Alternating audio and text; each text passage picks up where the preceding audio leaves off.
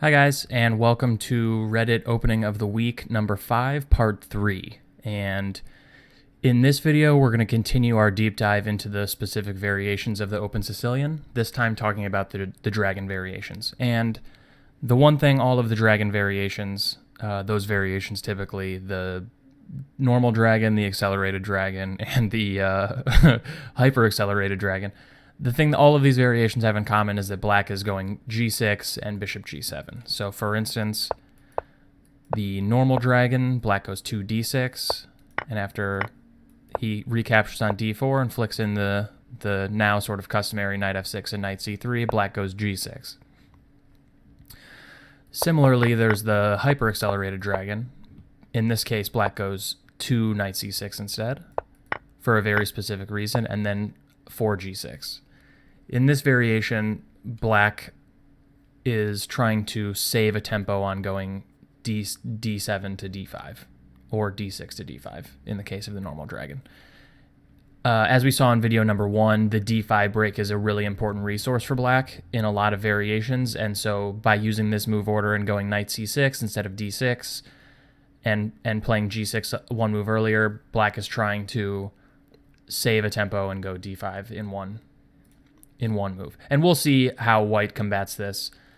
The downside to not flicking in knight c3 and knight f6, just as in the Kalashnikov, is that white can go c4 here, the so-called Maroczy Bind. We'll talk about this a little bit later in the actual theoretical section. As we'll see, as usual with this, it makes d5 basically impossible and gives white a little bit more space, makes black's counterplay a little bit harder. This is the variation that has turned people off of the accelerated dragon, I think, as long as I've been playing chess, and I'm sure quite a bit longer. Okay, and then lastly, there's the hyper accelerated dragon, in which black goes 2g6. The point of which is that if black wants to play an accelerated dragon, he generally starts with 2 knight c6, but this allows the Rotella with bishop b5. So sometimes for repertoire considerations, keeping your repertoire tidy and neat and having less variations, giving white less options, some people try g6 instead, intending to, after d4, just go knight c6 and transpose, but without allowing the Rotella attack.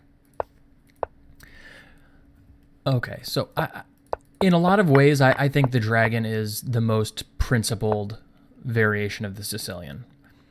This is going to sound kind of weird, but I think that if you asked an alien or, someone who's just picking up chess for the first time and knows enough to be dangerous, but he doesn't know any theory or anything, I think a lot of people would choose to put the bishop on g7.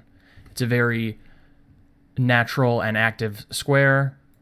Now that black has played c5 and c takes d4, white's going to find it very difficult to blunt this powerful diagonal. And even further, as we saw in episode, this is in Star Wars, as we saw in video 1, white is very typically castling queenside in the Open Sicilian variation, just because the opposite side's castling furthers his attack, having a rook on the d file is frequently beneficial, and so on. And this bishop is a very powerful weapon against a castled king on the queen side. So it's very common that the opposite sides castling situations are extremely complex and extremely sharp, just because on one hand, black has this powerful bishop on g7, which he might not have in a variation where he's going e6 and bishop e7. But on the other hand, black has weakened the dark squares around his king side by playing g6 and also provided a hook for white's h-pawn to be thrown down the board to open the h-file for this rook.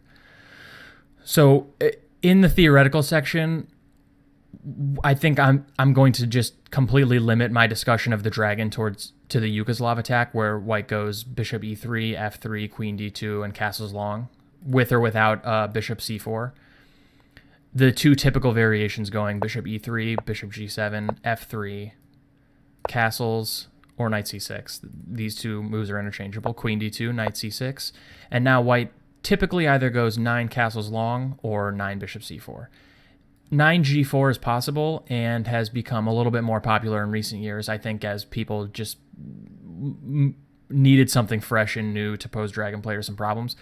But probably if you decide to play the dragon, 90% of your games will reach this position, and 90% of those games will continue with either 9 castles long or 9 bishop c4. So in order to be practical and to save a little bit of time, I think I'll only talk about the Yugoslav attack, this specific position in the dragon, or at least I'll mostly brush over the alternatives.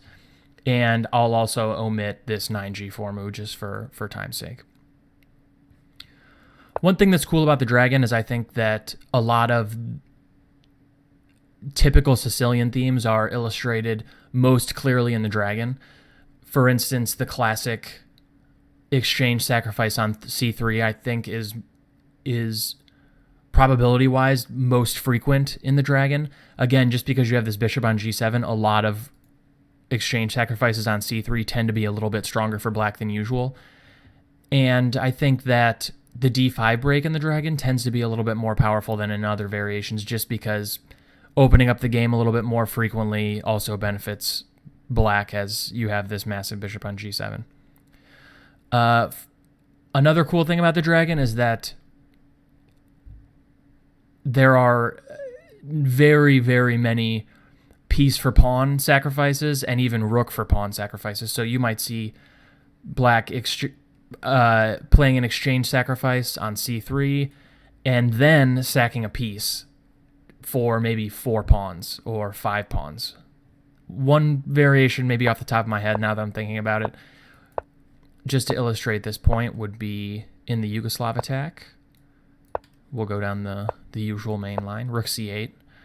Black is threatening to discover an attack on this bishop on c4, so white almost always plays 11 bishop b3. Then black goes knight e5, preparing... Whoops. One day I'll get the arrow right on the first try. Black prepares knight c4, and white typically starts the attack right away with 12 h4. King b1 is increasingly popular and is probably the best move, but historically 12 h4 has been the most popular, and in retort, h5, the Soltis variation, has been the most popular response. This is a very important and topical position, but just to give you an idea of some of the wild things that are possible in the dragon, there's a sideline in which white prepares g4 with rook d to g1. This move is dubious. g4 is dubious right away, and so rook g1 preparing g4 is extremely dubious. But just to kind of give you a flavor of what's possible, black can go queen a5, starting to build pressure on the queen side, specifically on the c3 square, and after g4, almost always black has to take it. And then after h5, black can go rook takes c3.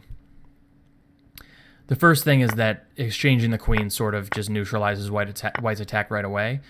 And after g takes h5, white's typically never better. Yeah, even the Lee chess computer sees that black is already much better. Black is down in exchange, but he has a massive kingside pawns for it. White's structure is totally shattered. Again, this bishop is still just a complete monster. So white typically takes with the pawn. And let's see. I want to make sure I get this right. I think black goes knight takes f3. Yeah, right away. And after knight takes f3, knight takes e4, queen d3, black has to flick in queen a3 check, ensuring that he can take on c3 with check. So after king d1, knight takes c3, king e1, bishop f5, white is in a lot of trouble. Black's down a full rook at this point, but the knight on f3 is hanging. White's king is in the center. His attack has been neutralized for the time being. So kind of an interesting variation and interesting way to show you how crazy the dragon can get. There are other very typical variations. For instance, after knight e5, bishop h6, and black can take on h6, deflecting the queen away from c3, and then capture on c3, and start the attack right away. And I think black typically starts with queen c7, and after maybe queen d2 or queen e3 goes a5, and threatens to suffocate this bishop. But yeah, rook takes c3 sacrifices abound, piece for pawn sacrifices abound, even rook for pawn sacrifices in some case. We'll get into more of this stuff as the theory goes on. So let's hop into the specific variations now and get this thing going. Okay, and we're gonna hop into the dragon proper now. So after 2d6, d4, c takes d4, knight takes d4, knight f6, knight c3, black goes g6. And as I just said in the intro, because I think the only way to really exploit black's weakening of these dark squares and providing the hook for h4, h5 is to castle long.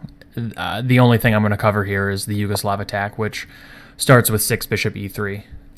Again, as I also said, this is the very vast majority of what you're going to face if you decide to take up the dragon. And additionally, if you decide to take up the dragon in this position, white has 3 ninth moves, as I already said, bishop c4, castles, and g4. But these two are very much more popular than g4 and arguably more critical as well. So we're just, in the interest of time, going to just cover these. I already recorded the intro and the accelerated dragon content, and so I know how long the video already is, and I know how theoretically intense and sort of demanding the dragon is, so I'm going to try and be a little bit quicker here and also omit some minor stuff that isn't all that important. You know, for instance, I said I omitted it and now I'm talking about it, but that's fine. For instance, here bishop c4 is possible, bishop e2 is a possible move, f4 is a possible move, and g3. So these 4 moves are the main alternatives to going into the Yugoslav attack, but they're just simply not nearly as critical or important. So, which one to cover first? Let's go for castles long first. And the downside to castles long is that it does not overprotect the d5 square and allows the main move d5. This is pretty much the most important reason why white sometimes goes 9 bishop c4 here. The downside to 9 bishop c4 is that the bishop spends a tempo to go to c4, and then usually because a rook is coming to the c file, will spend a tempo to go back to b3. And then additionally, a lot of times black will go knight e5 to c4 and white will capture it.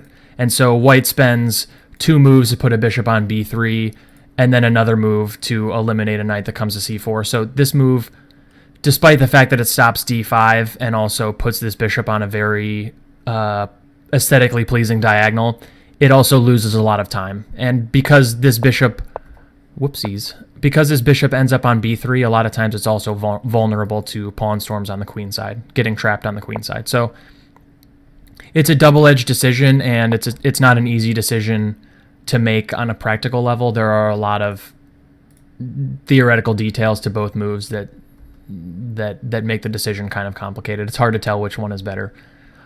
So after 9 castles long, there have historically been 3 moves.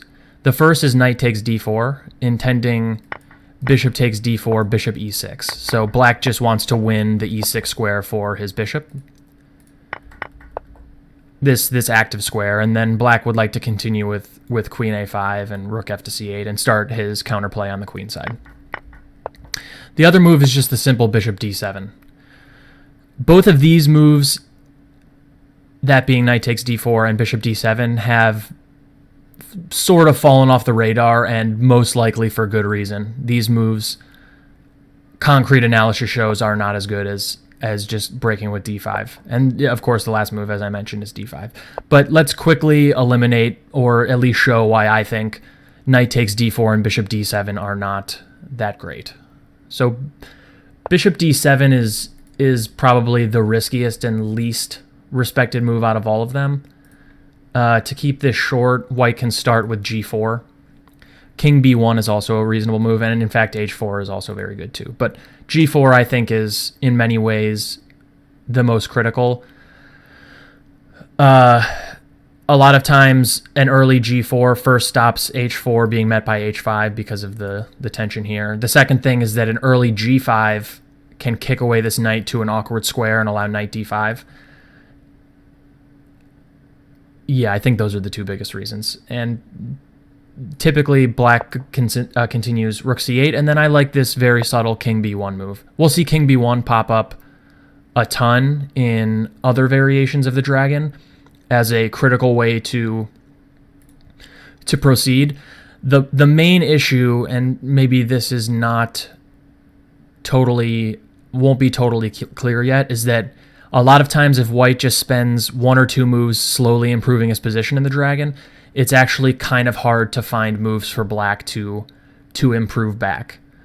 And the reason why that is because in the dragon, black structure, specifically this structure, and even, these queenside pawns, is very solid and compact, but also extremely rigid. So what I mean by that is it's a lot of times any pawn move that black makes is a vast in serious detriment to his position, let's say that. Besides d5, which is, a lot of times just hard to get in.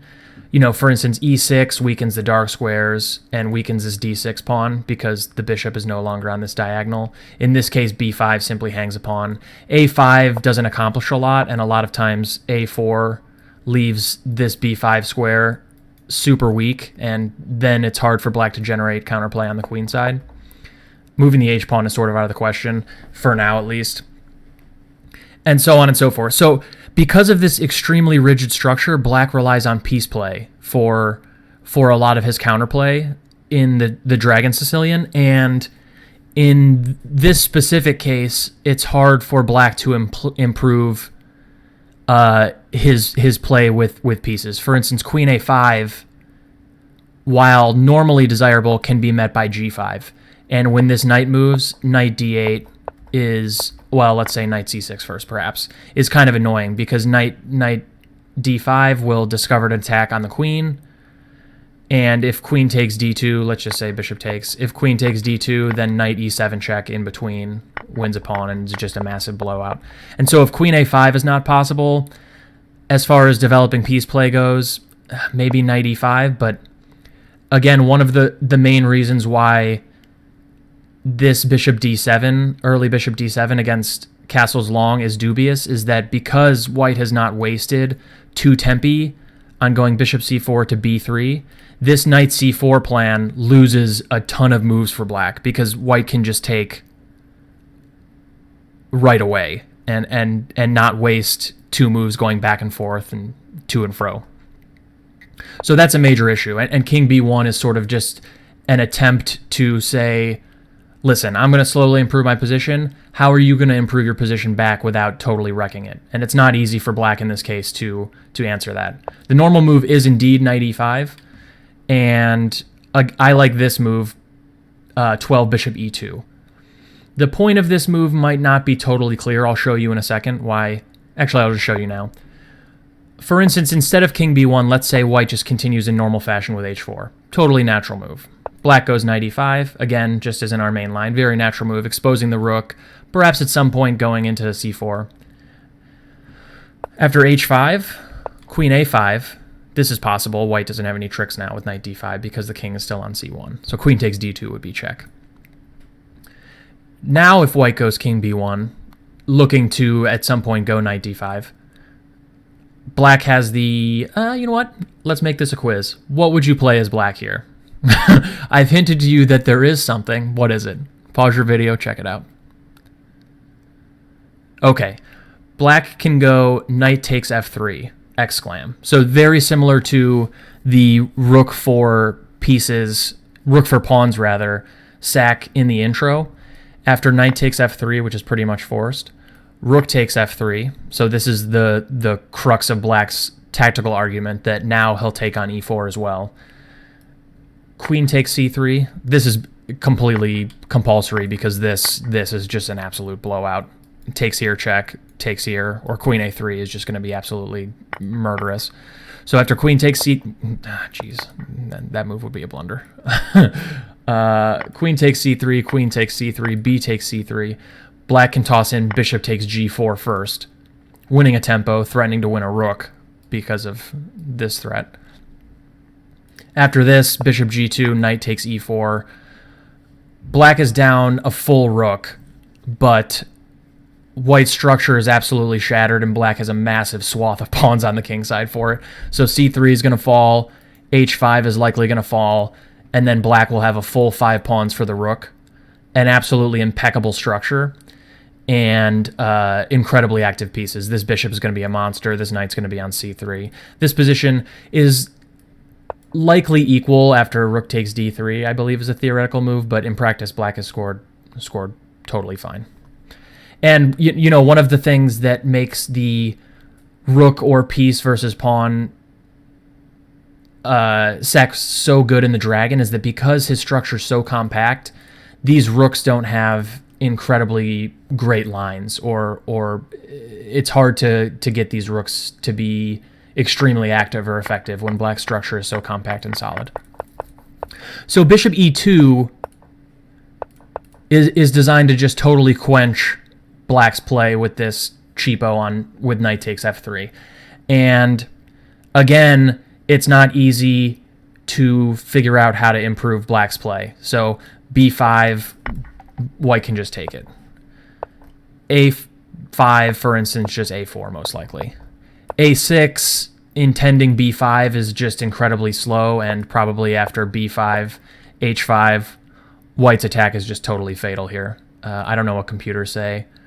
I'm going to go ahead and guess that black's in serious trouble. Yeah, so +1, it's probably even worse than +1. Yeah, 1.2. I would expect that if the lead chess computer wasn't depth limited, it would probably show a white win at some point. Queen a5 is met by knight d5 again, now that king b1 is in. And so black is sort of compelled to go knight c4, but after bishop c4, rook takes c4, white is still up a tempo over normal bishop c4 lines because he's just gone bishop e2 takes c4 instead of bishop c4 to b3 takes c4. So after just simply h4 and h5, black is in a hell of a lot of trouble. Not to be recommended. And it's not easy to find deviations from this main line either. I think 11 king b1 and 12 bishop e2 is quite strong.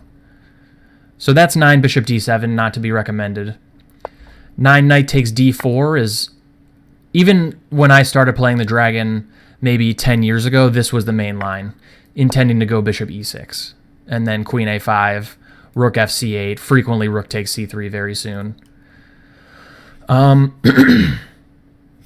But maybe within the last, I don't know, 10 years, this variation has just become completely, almost unplayable for more than one reason. And normally when you have more than one reason why a variation's bad, it completely falls off the face of chess theory forever. So after bishop e6, the critical move is king b1. Again, we see king b1 in the dragon. It's almost nowadays become sort of the norm that if you can play king b1 in the dragon, it's probably the correct move. But again, this move is specifically aimed at black going queen a5. So if black goes queen a5 now, I think knight d5 is just quite good again. If queen takes d2, then this. So black stutter steps now with queen c7 instead. The idea is to go rook fc8 and then queen a5, because once knight d5, knight takes e7 check can be met with king f8, attacking the knight, this tactic sort of fails. And now there are two moves that I think sort of put this variation out of business for black. One is the standard just h4, just getting on with it and starting your attack. And this sort of refutation goes all the way back to Experts versus the Sicilian, which has been around, that book has been around for a long time, and I'm not totally sure anyone's found any real improvement. After rook c8, getting ready for queen a5, white just continues to trudge on with h5, and after queen a5, white should play the very precise h takes g6, and then after h takes g6, note that black is threatening rook takes c3, and then smacking on a2 with the queen, which would be horrifically bad for white. So white plays a3 here, and it turns out that it's just extremely hard to generate counterplay for black, or at the very least, it's a little slower than white's counterplay. The reason why white has to take on g6 first is if he, let's say, tries bishop takes h6, getting cute, and trying to go knight d5.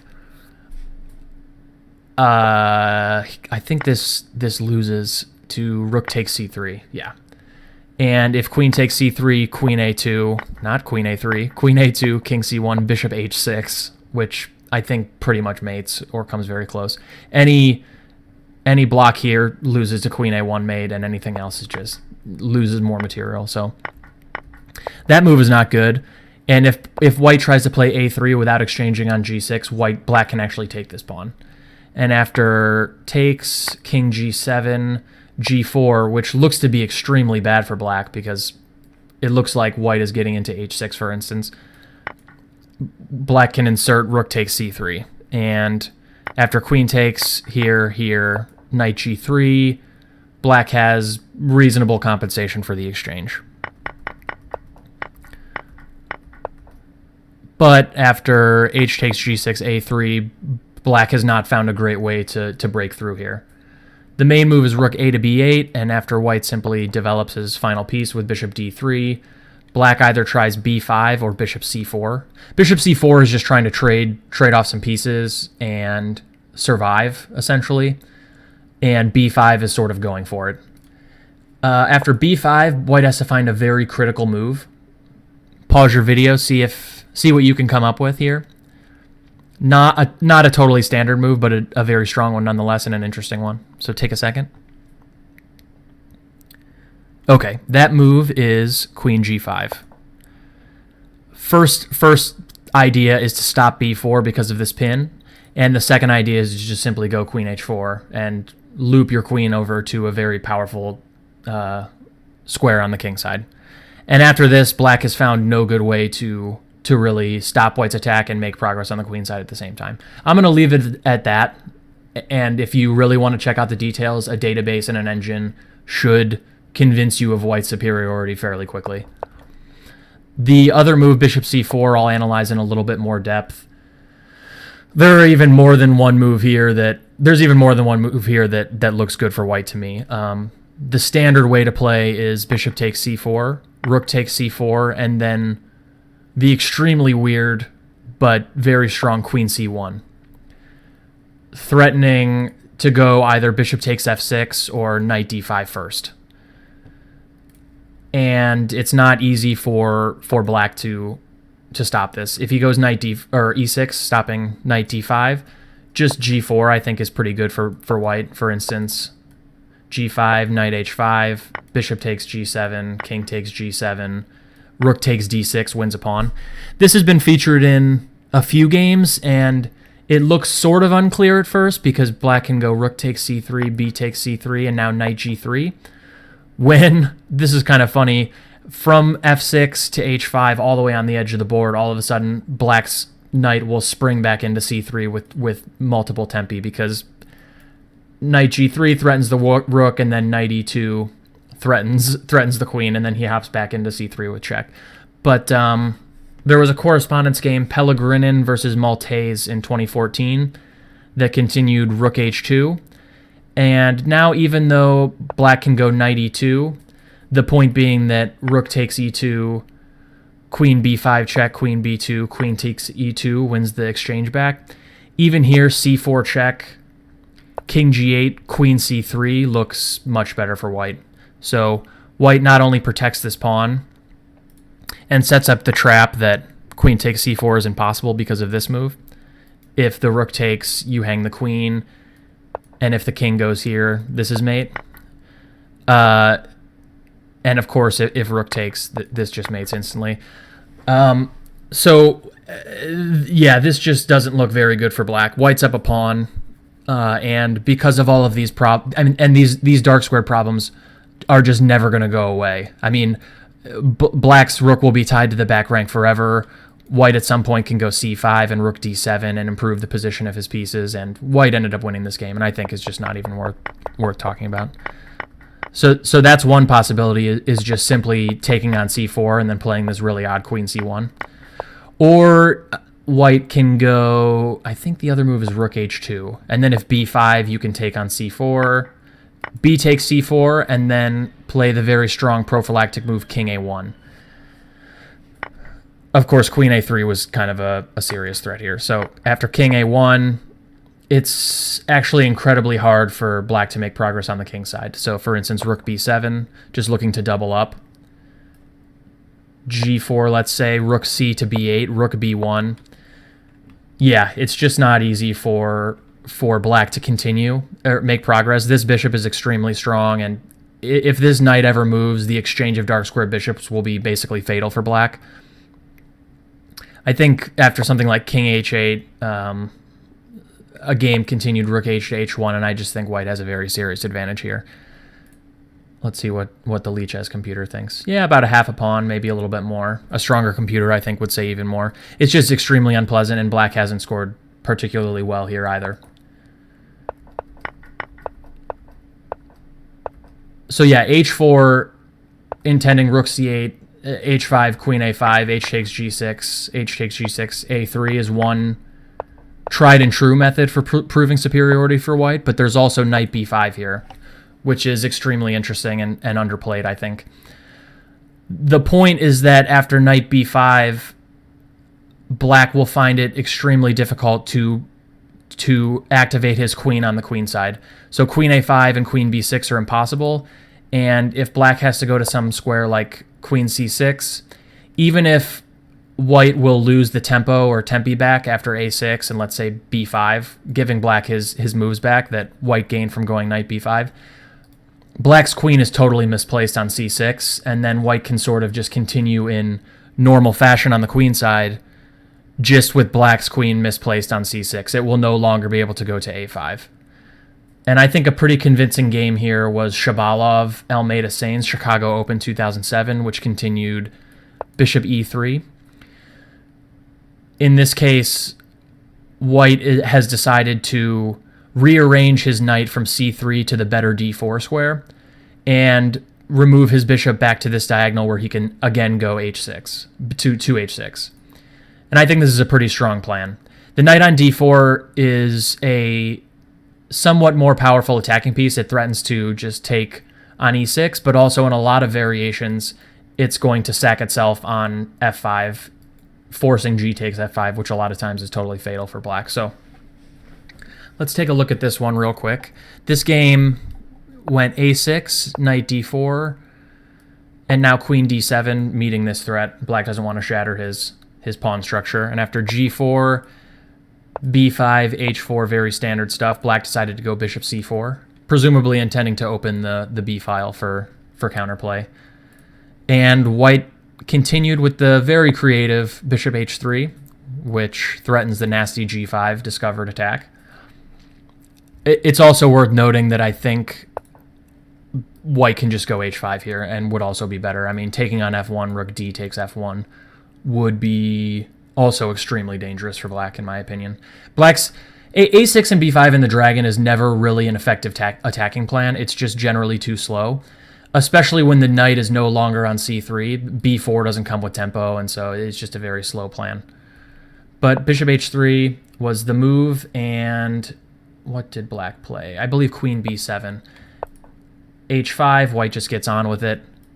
Knight d7, and now take a second and think about how you would continue this attack for white. Okay, so Shabalov played g5, which is also quite good and winning, but bishop h6 I think is a stronger move. Specifically, take another second and decide what you do after some, I don't know, pseudo-pass move like rook a to c8. What's white's best move here? The answer is knight f5. Of course, g takes f5 immediately, loses instantly to queen g5 when queen takes g7 mate is unstoppable. The main point is that after bishop takes h6, white can actually play knight takes e7 check, king g7, forced if he wants to just not allow queen takes h6 immediately, and then g5 trapping the bishop. And black's king just gets absolutely shredded here. Just, this is totally lost. So yeah, another interesting way to play against queen c7 is just simply going knight b5, displacing the queen, and then perhaps bishop e3, knight d4, and then continuing with the standard kingside attacking plan, where black's queenside play has been bungled up a little bit. So those are the two less popular moves, I think, against, and less good moves against castles long. The most popular and I think most natural and best move is just to break with d5 right away, exploiting the fact that white has not gone bishop c4 to stop this plan. And there are a couple different tries here for white. He can go king b1. He can go queen e1. These are kind of sidelines. I'm going to focus on the main move, which is just simply taking here. Let's promote this just so it's easy to read. White's main point with taking on d5 right away is that he's going to be able to shatter black's structure a little bit after e takes d5, knight takes d5, b takes c6, knight takes c6, and now bishop d4. So white's threatening to trade off black's strong bishop. He's meeting the threat, of course, of knight takes c3, which would be extremely unpleasant. And also, white's just going to claim that in a sort of pseudo-ending or a somewhat simplified position, black has some weak dark squares and a shattered structure on the queen side. So this is much more of a positional try against the dragon than other lines. And I think this line probably accounts for the dragon's slight lack of popularity in recent years. It's sort of, there's no really swashbuckling or quote-unquote fire-breathing way to continue in the dragon here. Black has to just sort of be content to equalize, and some people don't like that. So there are three major options for black here. The first is e5, just refusing to trade, and white will go bishop c5. The second is bishop takes d4, queen takes d4, and then queen b6. And the last one is knight takes c3. And I think that one's the least popular. We'll go over that one very quickly. After knight takes c3, white usually plays queen takes c3, but bishop takes c3 also is totally fine. And after queen takes c3, black usually goes bishop h6 check. The point being that after king b1, black can go e5 and win a piece because of this nasty pin. So white has to go here, and after bishop takes e3, queen takes e3, black will go queen b6, offering this e7 pawn to try and accelerate his development and get some play against white's king. So white's king is sort of a little bit weak in that he's castled long and there are really no defenders over here. A2 is kind of loose, the b file's open, etc. But honestly, after queen takes e7, bishop e6, queen to a3, returning the queen to the action and guarding b2, black hasn't scored particularly great here. In my database, white scored something like 65 or 70%. And I don't see any reason why white shouldn't be able to prove that black's compensation is not sufficient. I'm going to leave it at that just for time's sake. If this variation is interesting to you, you can certainly look into it. The second variation, and one which was historically the most popular, actually, is e5. This is certainly the most combative, keeping the most pieces on the board, not trading off these dark squared bishops. But in recent years, this variation has sort of fallen off the map a little bit. After bishop c5, black can actually afford to go bishop e6. His point being that after bishop takes f8, queen takes f8, the threat of bishop h6 is incredibly serious, and even if white meets this, black has really very reasonable compensation for the exchange. The e4 pawn sacrifice will open up this extremely strong and totally uncontested dark square bishop. The rook will come to b8. Whoops. A lot of times f5 is possible, and e4. Both of these bishops are extremely strong, that kind of stuff. White typically is not taking this exchange. It's quite a bit more common that he just goes knight e4 here and just focuses on centralizing this knight to an extremely comfortable square. And usually white is content to just try and completely strangle black here of all counterplay. Usually black decides that now's a good time to not offer up the exchange, and white continues with h4, looking to go h5. Typically, black meets this with h6, intending to meet h5 by g5, just keeping everything closed on the king side. Now there are two main lines. White either goes h6 immediately or g4, intending to go g5. So g4 is much more positional. Going g5 really locks down black on the king side. This is the usual main line.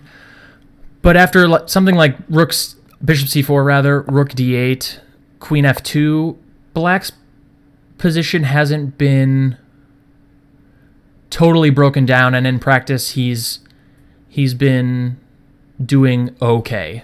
For instance, I think knight f4 is the usual move here, and after bishop takes e6, knight takes e6, bishop d6, queen b6. I wouldn't say black's position is excellent, but he's pretty solid. This knight is a very strong centralized piece, and the b file is still kind of relevant. Black is practically doing mostly okay here. I'm not sure the position is much to my taste, but people are still defending it. I think the problem that people have realized in relatively recent years, this wasn't that popular, is that h5 is quite good. And if g5, then c4, kicking this knight away from the well-centralized d5 square. And if... did I screw this up? Yeah, I screwed this up. I knew something looked fishy. After h4, h6, h5, rather. So let's promote this. And after g5, c4, again, kicking this knight away out of this centralized square. It's actually not easy for black to hold on to material here. For instance, knight f6, and now white even has two promising tries. Queen takes d8, and just taking off everything, and then with the tactical point of bishop e7. So bishop e7 is played, and if black just moves the rook, of course he's losing a piece. So he's sort of forced to go knight takes e4 and shed an exchange. And after bishop takes g8, knight g3, rook g1, knight takes f1, rook takes f1, bishop c4, rook e1, bishop takes a2.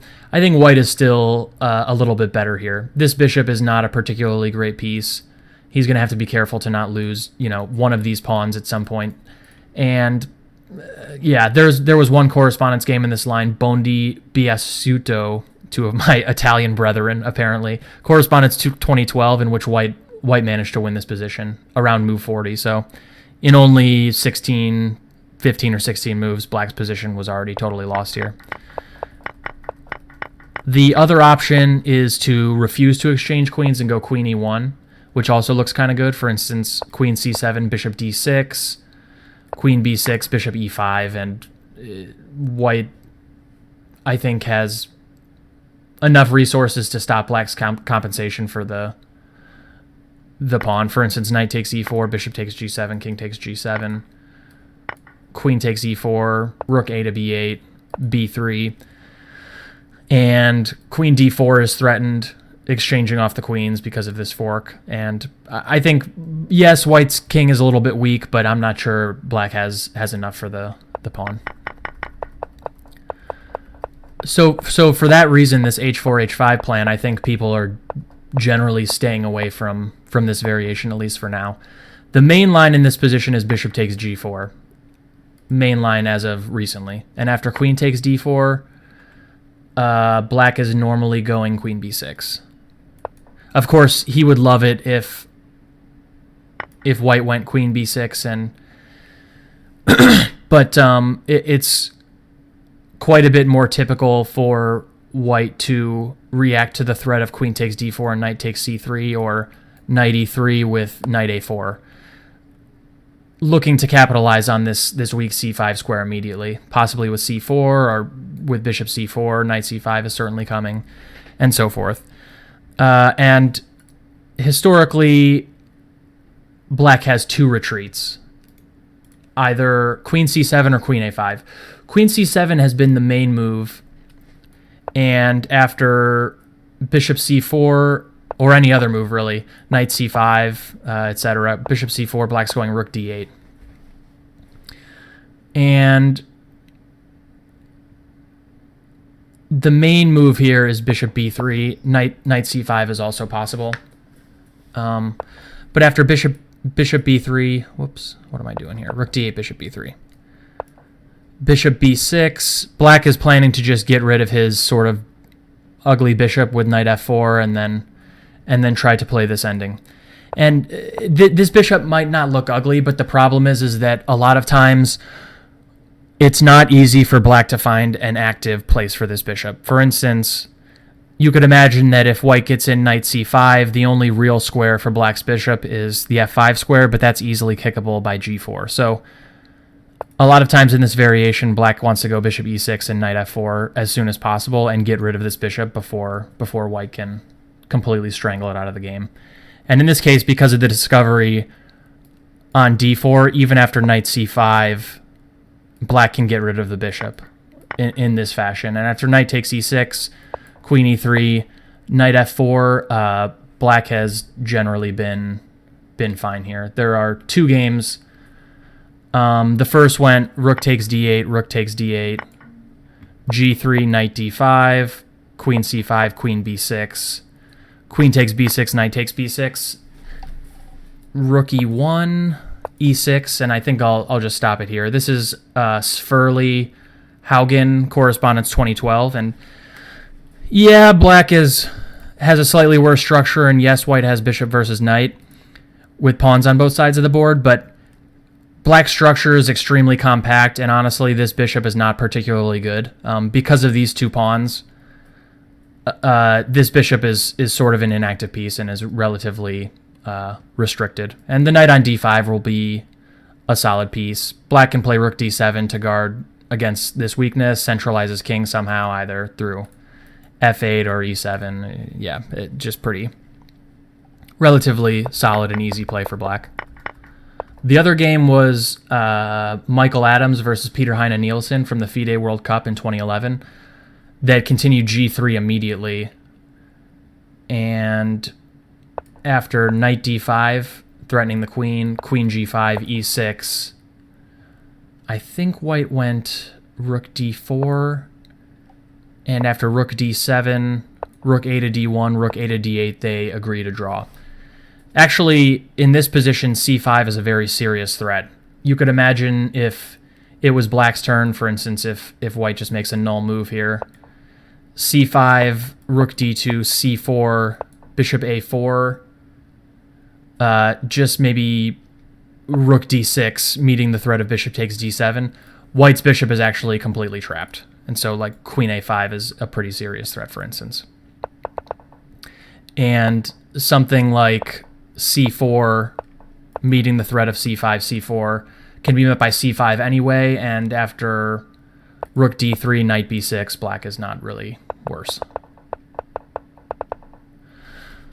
So that's queen c7. Also popular nowadays, hasn't historically been popular, but it's popping up as queen a5 instead. And I think that people just sort of assumed that after b3, black probably doesn't want his queen on a5. He'd rather have it on c7. But recently, people have been showing that bishop e6 is totally fine for black. Keep in mind in this position that b3 is sort of compulsory because e5 is a nice deflection tactic, threatening to grab the rook. And after bishop e6, there are a ton of moves here for white. The main one is queen e5, improving white's position slightly and threatening to exploit this sideways pin by c4. And after queen b4, black has proven to be okay. Queen a3 check is kind of annoying. The main moves are c4 and king b2. I'm not going to go into the details here. I would encourage you that if you're interested in the details, Gowan Jones has written a 2-volume series on the Dragon, the Grandmaster Repertoire Dragon books. I believe this is covered in volume 2. If you want to check that out, well worth it. He's a very, very notable Dragon expert, and these books are extremely good. So if you're interested in this bishop takes d4 variation at all with queen b6, I would check out his book, but specifically after this, he's got pretty good coverage. So take a look at that. And that's essentially the sort of landscape of 9 castles long at the moment. In summary, knight d4, knight d4, bishop d4, bishop e6, king b1, exclam is good for white in what seems like basically every variation, as long as he doesn't fall for something stupid. And bishop d7 is just sort of dubious if white avoids the tricks. The real problem is that it's hard for black to generate play without going knight e5 to c4, or without being able to go queen a5. And after bishop d7, g4, rook c8, king b1, knight e5, bishop e2, knight c4 loses a tempo over other 9 bishop c4 lines, and h4, h5 is coming, and all of black's cheap tricks with, this and this have been avoided. So again, not to be recommended, at least if you're not comfortable taking that risk. If you don't think your opponent knows the theory and you don't want to go into the sort of more sterile endgames after d5, I wouldn't go into this variation. But if you think it's worth the risk, give one of these moves a shot. Okay, so let's move on to 9 bishop c4. So after 9 bishop c4, there are some maybe slight move order issues that are worth covering. So it's kind of tricky. After bishop d7, let's see. White can either go, I just want to make sure I get this right and I say this right so it's not confusing. White can either go 10h4 or 10 castles long. And the major difference is this. If white chooses to go castles long here immediately, after rook c8, bishop b3, he allows the so-called Topalov variation with 9, knight takes d4, bishop takes d4, b5. And in recent years, this has proven to be totally satisfactory for black. That's one downside. The upside of this move order is that after knight e5 instead, white can play the very strong 12 king b1, which has posed black a multitude of problems in recent years and is extremely hard to combat. Instead, after 10 h4, black is sort of compelled to not allow h5 in a lot of these variations, and so black normally goes h5, and we'll limit our discussion to variations where black goes h5 because they've been sort of ubiquitous in recent years.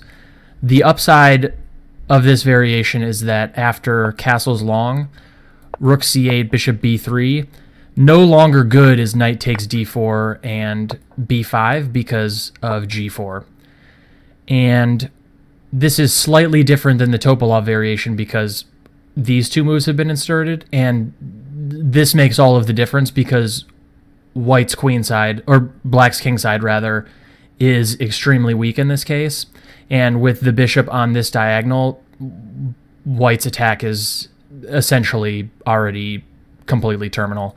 Knight d5 would be a very serious threat, and just bringing all of the pieces over to the king side and crashing through either with something like this or the like is extremely dangerous.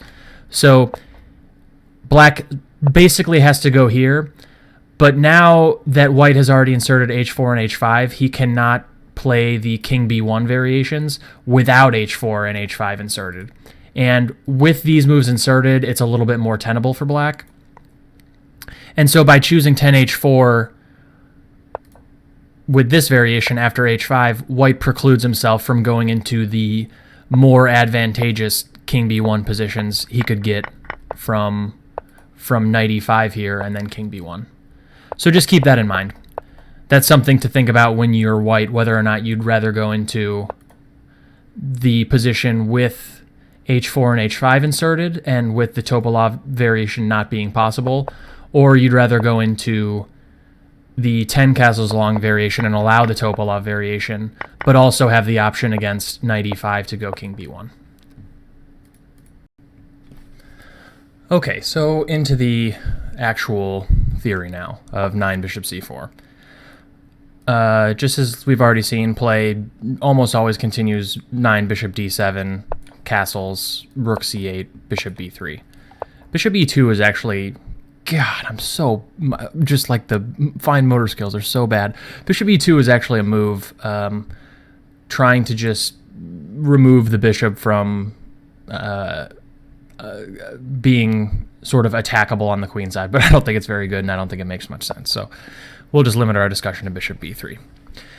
And now black has two respectable ideas. The first is just to go knight e5 in typical dragon style, looking for knight c4, opening up the c file, and so on, usually meeting h4 with the so-called Soltis variation h5. Or black can go into the Topalov variation with bishop takes d4 and b5. And knight takes d4 and b5, rather. And what I thought I would do here is really in the, probably 45 minutes to an hour that I'm going to take talking about the theory of 9 bishop c4, it's going to be impossible for me to cover everything. I mean, there are books written solely on what happens after knight e5, h4, h5, for instance. And Gowan Jones has written an entire book that essentially just covers 9 bishop c4. So I certainly cannot cover it in one video. But what I thought would be maybe insightful is if we sort of traverse the history of this position from maybe White's most sophisticated, or White's least sophisticated attacking tries to, and then add on layers of sophistication until we sort of get to where the theory is now. So at least if I don't cover everything, you sort of know what the landscape looks like. You know why, let's say, the most crude and barbaric attempts by White to soundly crush black's position don't work. And so they really start here. The main two moves are, like we talked about, 12 king b1 and h4. And 12 king b1 sort of represents the highest level of dragon enlightenment at the moment. And while h4 is crude, there are perhaps even cruder attempts. The first is just bishop h6. Rather, knight e5 and then bishop e6. We'll talk about the Topalov variation at the end, because I think that's sort of where black has finally settled that he has the best play. So we'll talk about that last. Essentially, king b1 is very strong, and so black moved away from knight e5 to knight takes d4 and this to sort of sidestep that. But we'll get to that in a second. More than a second. That was a lie. Okay, so we'll start with bishop h6, which really is sort of about as basic as it can get. White wants to exchange off the dark square bishops, and this move also stops h5 from black after h4 from white. So this is a reasonable place to start. The downside to this move is, if you remember from the intro, in fact, bishop takes h6, queen takes h6, and then rook takes c3, wrecking white's queen side structure while he still can. And after b takes c3, there are a couple moves. Queen a5, for instance, is possible. Queen c7 is possible. I'll spoil the best move. I think it's a5. And after a5, white typically goes a4 and then queen c7. And this actually goes all the way back, into the 60s and 70s. One game is Geller versus Korchnoi in the Candidates Tournament of 1971. And after queen e3, I will, in fact, because I'm such a nice guy, I will flip the board, and I would ask you to find black's best move, just for funsies. So go ahead, pause your video, and find black's best move. Okay, so black started with a very simple improving move. Just going here. Rook c8's not bad, by the way, but queen c5 is a subtly strong move. And if you want, pause your video again and try and figure out what black's threat is. So pause your video one more time and think about what black's threat is. Okay. Black's threat is actually bishop takes a4. And if you didn't find it, here's the reason. If I just insert some null move, let's say h4, black can go bishop takes a4. And this bishop is not hanging because after this, first of all, there's just queen a3 check and takes. But there's also knight c4. And now queen a3 is a completely terminal threat. So the queen is hit. It's essentially a double attack where the threats are knight takes a3 and queen a3 check. So now queen a3 would mate, of course, because king b1 is the only move, and then queen b2 is mate. So this would be incredibly strong. And in fact, after queen c5, the best move that Geller could come up with is king d2, just totally bolting to the king side, back again. And of course, bishop takes a4 is still possible because now knight c4 check wins a queen, but at least white's king is not over here. So the game continued. Rook a1, bishop takes b3, c takes b3, d5. And black had extremely strong compensation for the exchange here. White's king on d2 is, of course, very bad. c3 is weak. And after this, black will have a perfectly good game. In fact, note that e takes d5 is a mistake because knight takes d5 and c3 is hanging essentially no matter what. Even on queen takes e5, queen takes c3 is just a total blowout. For instance, king e2, queen b2, king d3. Of course, white can't go to the first rank because then a1 and h1 hangs. And after this, I think knight b4 is just completely fatal because if king e3, then this check is kind of cute. So yeah, bishop h6. Maybe I could do this less like a savage. Yeah, bishop h6. Just remember that this is possible and quite reasonable for black. Another crude attempt besides h4, which happens to be one of the main moves, is g4. Again, with the logic that white would like to go h4, but not allow h5, perhaps. And I'll leave this from black's perspective for now. Again, this is a good time to stop and ask yourself why g4 is not very good. And it's very specific. Think about what the g-pawn does, moving the g-pawn does compared to the position a move before it. So take a second. Okay, the problem with this move is that it leaves f3 a little loose, and whereas b5 before was impossible because white could just take it, he has two attackers, black of course only has one defender, first grade chess math. Now this knight is a little bit overloaded. It has to protect the b5 square and the f3 square at the same time, so b5 is quite strong. And now there are really two options. White can continue with h4 or can try and rush into g5. Both are met in the same way. So if h4, then b4, knight d5, for instance, knight takes d5, bishop takes d5, e6, bishop b3, a5.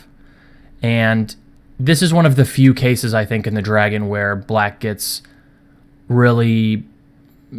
where pushing the queenside pawns is a very important part of black's counterplay. One thing you'll notice in the Dragon is a lot of black's counterplay comes from pieces.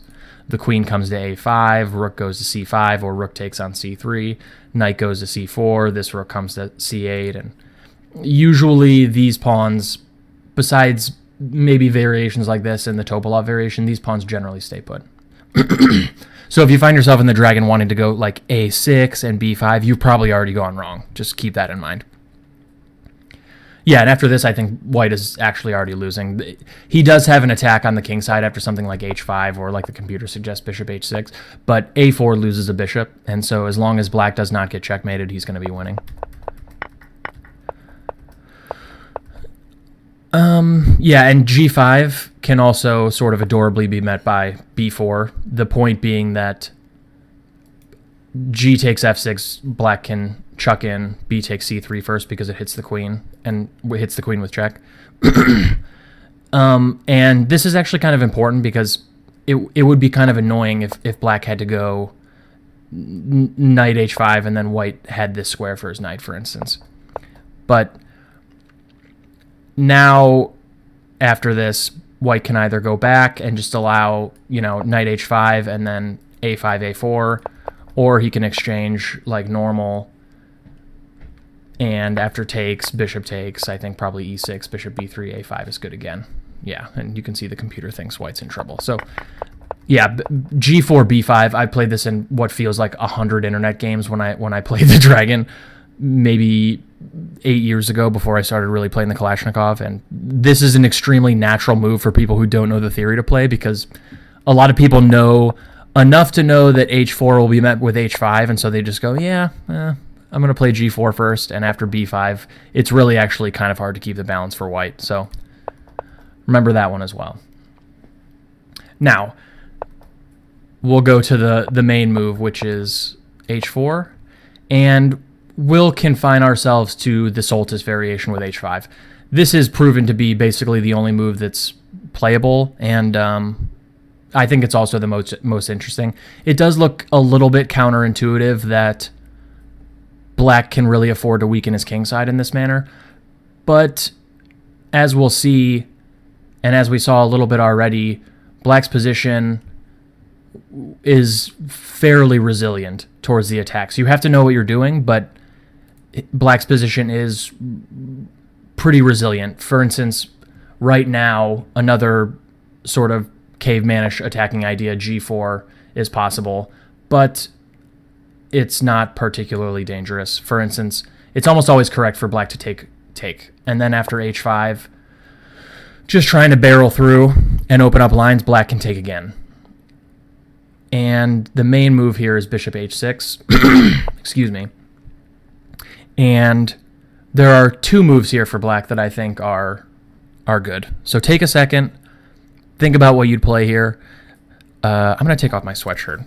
I didn't have to tell anyone that, of course, but it's getting hot in here. This analysis is heating up, and I'm ready to do this.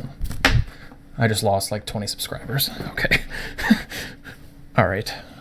So the two moves are e6 and king h7. I actually, until I started working on this, had no idea that king h7 was a move. So I played the Dragon a lot. I was able to make most of these notes from really memory, but king h7 I had never even heard of. But e6 is the standard move, and e6 is the move that's been played in my database in a wide and vast majority. And the move has many points. The first is that you should notice here that I think rook h5 is a pretty nasty threat. So let me just confirm this. After a null move, let's say h5, rook takes h5, this is just an absolute slaughter, because if knight g6, queen takes g6 because of this pin, and black can't stop mate. And so the first thing that e6 does is that it stops queen g5, because now the queen can protect. In addition, the queen can also go to the f6 square and guard g7. So sometimes you'll see the queen come to f6 and sort of come to the rescue, bringing a very important heavy piece over to the king side for defense. The second thing is it stops knight d5, and it totally blunts this bishop. And so all in one fell swoop, black sort of shuts down this piece, and this piece, and gets ready to bring a very important heavy piece into the attack. So that's important. And from f6, one thing you'll notice is that in a lot of variations, black is threatening to take on h6 and then go queen f4 check, rather, exchanging off the queens, and of course that would be totally winning for black. So after e6, the main line goes rook d to g1. I'm just going to turn off the computer. Those arrows are really annoying me. Okay. And after rook d to g1, queen f6, we see black, doing the thing. And after bishop takes g7, queen takes g7, f takes g4, knight f6, black seems to be okay. He's threatening to just take this with one of these knights, and so usually white goes g5, but going g5 has some major downsides. After knight h5, the h-file is plugged up, basically for good. If white wants to make progress down the h-file, he'll essentially have to sack an exchange, and nothing is likely to work with the queen on g7. The h7 squares and the h8 squares are well protected. And the g5 square also cuts off the queen's view into the king side. So black should be more than fine here. What else? Yeah, and like I said, after queen f6, f takes g4 can be met by bishop takes h6. This is an important point. And then, of course, this is again, fine for black. So that's e6. Black can also go king h7, I learned, which is interesting. And after bishop takes g7, king takes g7 is forced, of course, because of this pin. And white has two choices. He can try rook h5, but it doesn't appear to me to work. For instance, something like this. And if knight f5, black can just take it and give the piece back with e6, which seems to be very strong, threatening this exchange of queens, of course. And if you take on h5, I can go queen h4, and black is winning. Because, of course, this hangs a queen. And if queen takes, then I get my knight out. And instead, if you... Oh, that's definitely not good. If you just take on d8, black will take on d8, which incidentally protects this pawn, and after f takes g6, king takes g6, black just has way too much for the rook versus the two minor pieces. This swath of kingside pawns is almost guaranteed to decide the game. So king h7 rather is an interesting move, and maybe a move that I would play if I had another chance at this position. Oh, this is important. This move is quite a bit better than rook takes h5. I forgot to mention this. And after bishop takes g4, white can also throw in this move if he really wants to get fancy. But yeah, I'm not sure it's all that dangerous. For instance, g takes f5, rook d to g1, threatening this cheapo. Rook h8, defending against said cheapo. Queen g5 check, king f8. E takes f5, and now I think black can just go e6 again. Let's switch on the engine just to make sure I didn't screw that up. Yeah, and white can take here, and black can take back, but this position is relatively solid for black.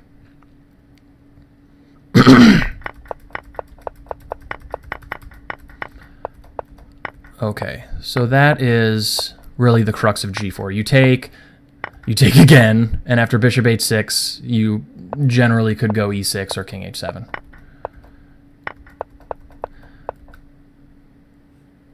Okay, and then bishop h6 here is a little bit more nuanced. It is possible to take on h6 again and take on c3, and either go, yeah, like engines prefer queen a5 or a5.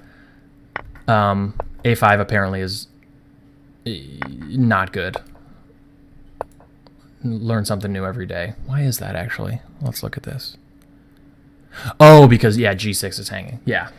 Oh, that's very important to know. Yeah, f4 deflects the knight away from guarding this g6 square, and because h4 and h5 have been inserted, queen takes g6 is a threat in a lot of variations. Okay, so black actually has to go queen a5 here. That's good to know. I'm learning something. Okay, so that is possible, but with, as we saw, inserting h4 and h5 makes taking on h6 and introducing the queen into black's kingside a little bit more risky. So let's promote this. The usual move is actually knight c4. And after bishop takes c4, rook takes c4, bishop takes g7, king takes g7, white can go g4, and after h takes g4, go h5. And in this particular variation, it's important to remember that you cannot take on h5. So if black takes on h5, he loses instantly to this. And it's essentially mate if he takes. Yeah, mate in 4. So check, here, takes, here, check, here, mate. With sadness to follow. So remember that you can't take, and you have to play rook h8 here. Just getting ready to contest, just getting ready to contest white down the h-file. And let's actually flip back for now, just to be consistent with all of my other videos. Keep things fair between the colors. Okay, so after bishop h6 and all of this business, black plays rook h8. And the main line goes H takes G6, F takes G6, F4. Just stopping this capture and getting ready to sort of crush black with E5. And the best move here is actually to play E5 instead, just to stop that completely. And black has this sort of small tactical point that if this knight moves, then knight takes E4 might be hanging at some point. So white normally goes knight D to E2. I think F takes E5 is a move, but I'm just going to stick to the main line. And if people have questions about this variation, you can either ask me or you can look it up. And after knight E2, it's important that black goes rook takes H1 before he plays knight takes E4, and I'll show you why in a quick second. So after rook takes, knight takes E4, knight takes E4, rook takes E4, F takes E5, it's extremely important that black plays rook takes E2. But before we move on, let me show you why black should take on H1 first. If after knight D to E2 he just takes on E4, the problem is that after takes queen D3, I believe. Whoops, queen D3. Nope, that's not it. What am I missing? Takes, rook takes H8, king takes H8. And then queen D3? Why am I being so dumb? Yeah, I think queen D3 is good, right? No, I'm totally high.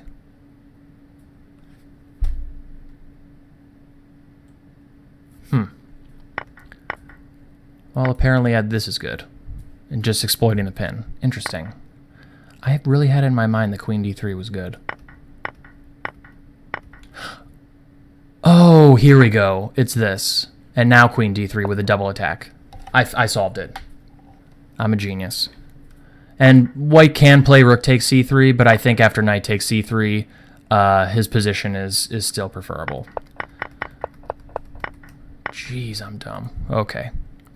So after this, and now the difference is that in this position, this can be met by knight F2 when you're attacking both. Okay, I solved it. And here, again, it's important to remember you have to play rook takes E2. The point is that something like D takes E5 can be met by queen H6 check, king F7, queen H7, king E6, queen takes G6 with this nastiness. And if you go here, that's not going to cut it. Or this. And the same thing if you go to E8, of course. I'm just going to take here and take here. So essentially, with F takes E5, white uncovers an attack with queen H6, and black has to just jettison this material to not lose a queen to H6. And after rook takes E2, queen to H6, the best white has is a perpetual. He essentially has no material left, and all queen H6 can get him is a perpetual. You can verify that if you want. So normally he's taking, and after queen takes E2, queen G5 basically peters out to a drawn endgame. For instance, takes, and really only black can ever win this endgame. He's just going to play bishop F5, and white, there's no way white's ever going to make progress against these three kingside pawns. And if these were connected in some way and they weren't totally crappy like this, black would probably be objectively winning, but with them shattered like this, it's a little bit easier for white to hold the balance, and I think it's about equal. Yeah, engines say it's about equal. This is one line I did not screw up in this variation. Okay. So that is 13 bishop h6. It's important to remember against 13 bishop h6 that knight c4, bishop takes c4 is the move, and after g4, here, the best move is rook h8, and this loses to this. Okay, so quick review, because I think it's important. And that's really sort of essentially all of the ridiculously crude attempts that white has to totally crush black. And now it's sort of, I think, time to move on to of sophistication. So, okay. And that next level of sophistication is 13 bishop g5. This has sort of become the main line of 12 h4 h5 is bishop g5. And this move looks kind of weird at first. But it does a lot of really small things really well. A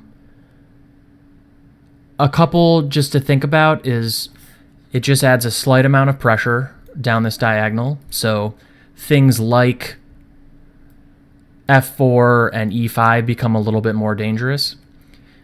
Similarly, it gets off the e file. So if white wants to go rook h to e1 and at f4 and e5, the rook controls the e5 square.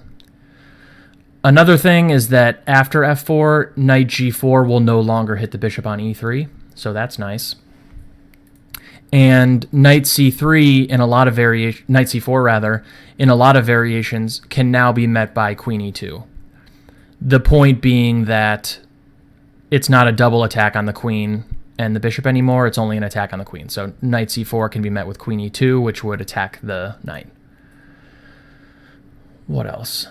At some point, and this is important in some of the lines where white ends up going for g4 and h5 again, at some point he could just be threatening to completely crunch this knight off f6, which is a very important defender of black's kingside. So at some point, bishop f6 might become a threat.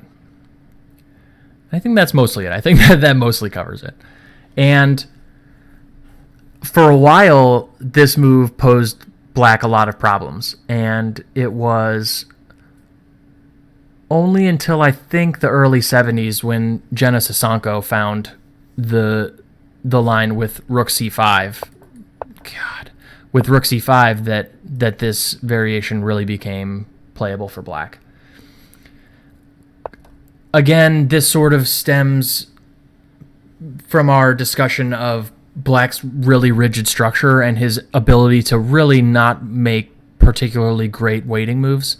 Again, e6 would weaken the d6 pawn, and especially now that what white has played, bishop g5 would be very uncomfortable with this pin.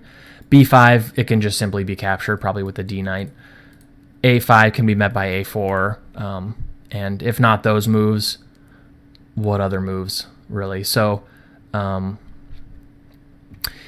rook c5 is a similarly useful waiting move for black. So white slowly improves his position, takes a little time out to sort of slow down the tempo, and black does the same. He plays rook c5. And again, it's one of these multi-purpose improving moves that's kind of nice. Note here that queen a5, king b1 would introduce either knight d5 or bishop takes f6, knight d5, which would be annoying. But after rook c5, the queen on a5 will be protected. So that's a nice bonus. The second thing is that b5 is now possible, given that there's two defenders of the b5 square. That's another possibility. The third sort of benefit is that the other rook can come to c8 now and black can double. So this is just a very simple rook lift to prepare to double. And the last thing, and I think we'll see this a little bit in some of the deepest variations we go into in the Soltis variation, the last thing is that in a lot of cases, white will chuck literally everything he has at black on the king side. And in order to defend, black is going to have to sacrifice this rook on d5 or g5 and jettison a little bit of material. So he's going to bag two pawns on the king side, normally these two, and then sack the exchange on d5 or for this bishop on g5 to just stem the bleeding and slow white's attack down. Here, there are two main moves for white, and those are the only moves we're going to cover. There's king b1, which is a little bit more sophisticated, and g4 right away. So let's just go with the less sophisticated move, sort of like we've been doing. After g4, h takes g4. The main move is f4, and after knight c4, we see white utilizing this theme of him being able to go queen to e2 now that the knight can't capture on e3 with the bishop on g5.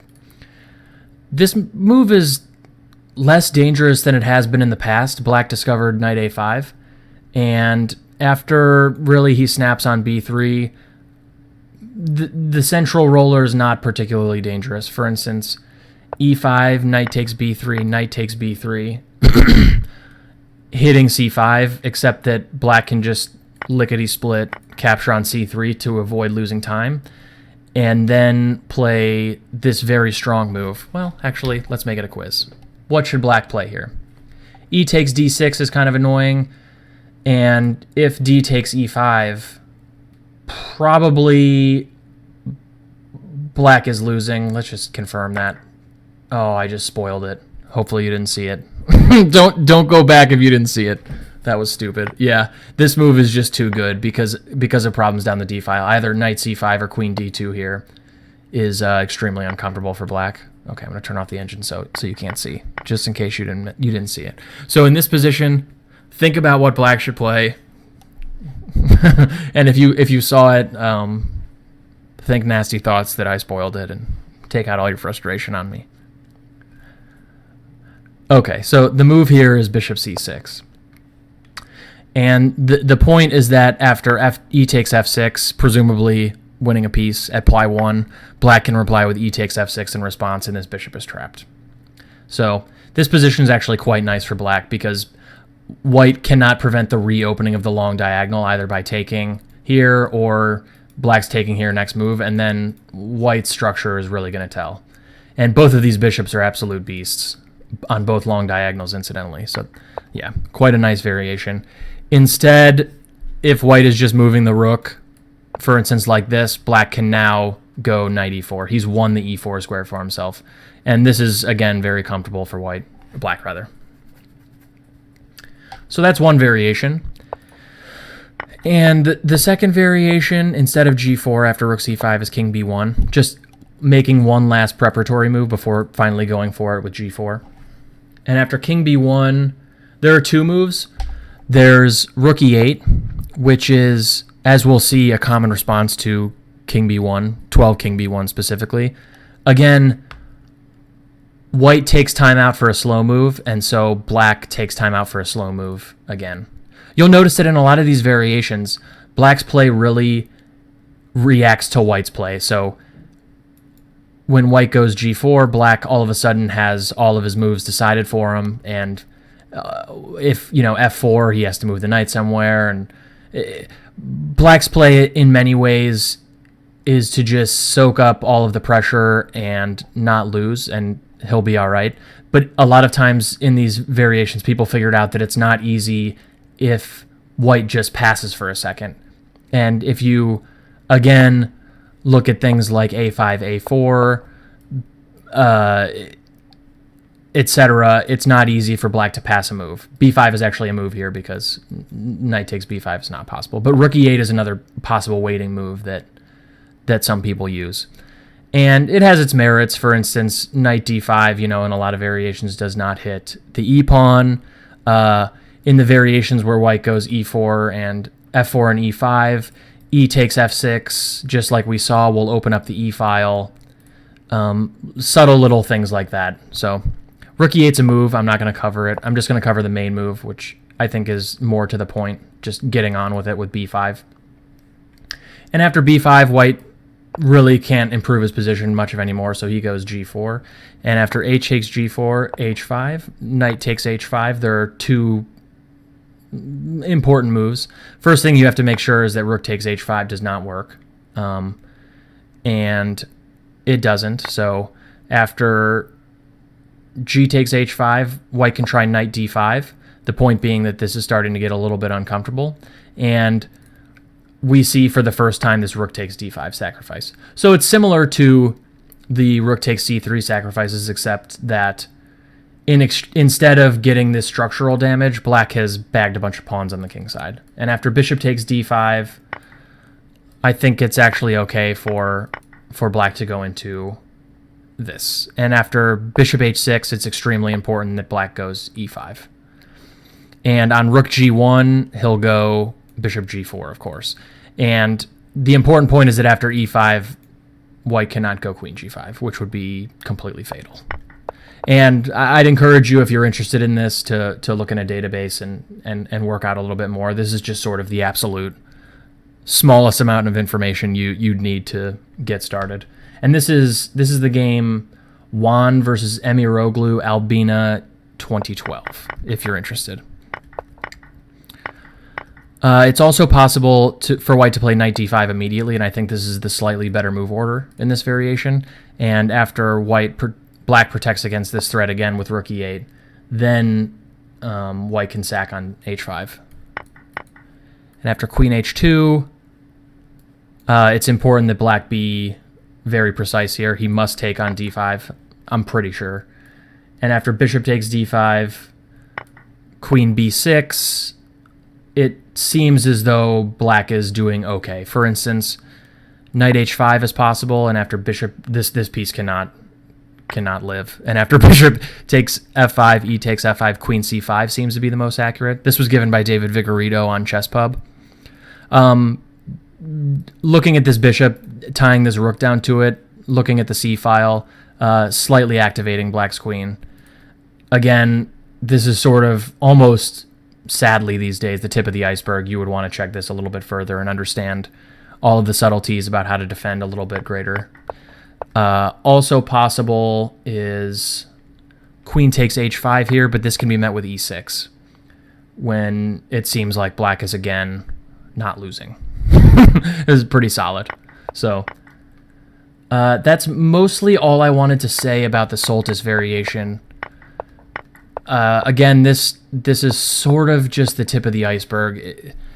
Even just the tip of the iceberg for bishop g5, rook c5. White has a ton of moves here and a ton of possibilities.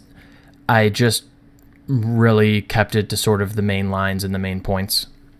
I would again refer you to a couple of books. Eddie Deering wrote a book that I really, really love. My copy's in total tatters, called Play the Sicilian Dragon. It's a little old, and it's a little outdated in places, but Deering is unbelievably insightful when it comes to understanding the dragon, and there's a lot of good practical advice and a lot of great bits of actual text, as unbelievable as it sounds, in a dragon manual that helps me a lot. That's well worth looking at, and also check out Jones's GM repertoire book, #1. I think covers this variation in pretty great detail. Going back, the main move after knight e5 is king b1, and we'll flip back. And this is in a similar vein to h4, h5, bishop g5, rook c5, king b1, except white does not flick in h4, h5 yet. Again, white just reasons that it's not easy for black to improve his position if white makes a small improving move.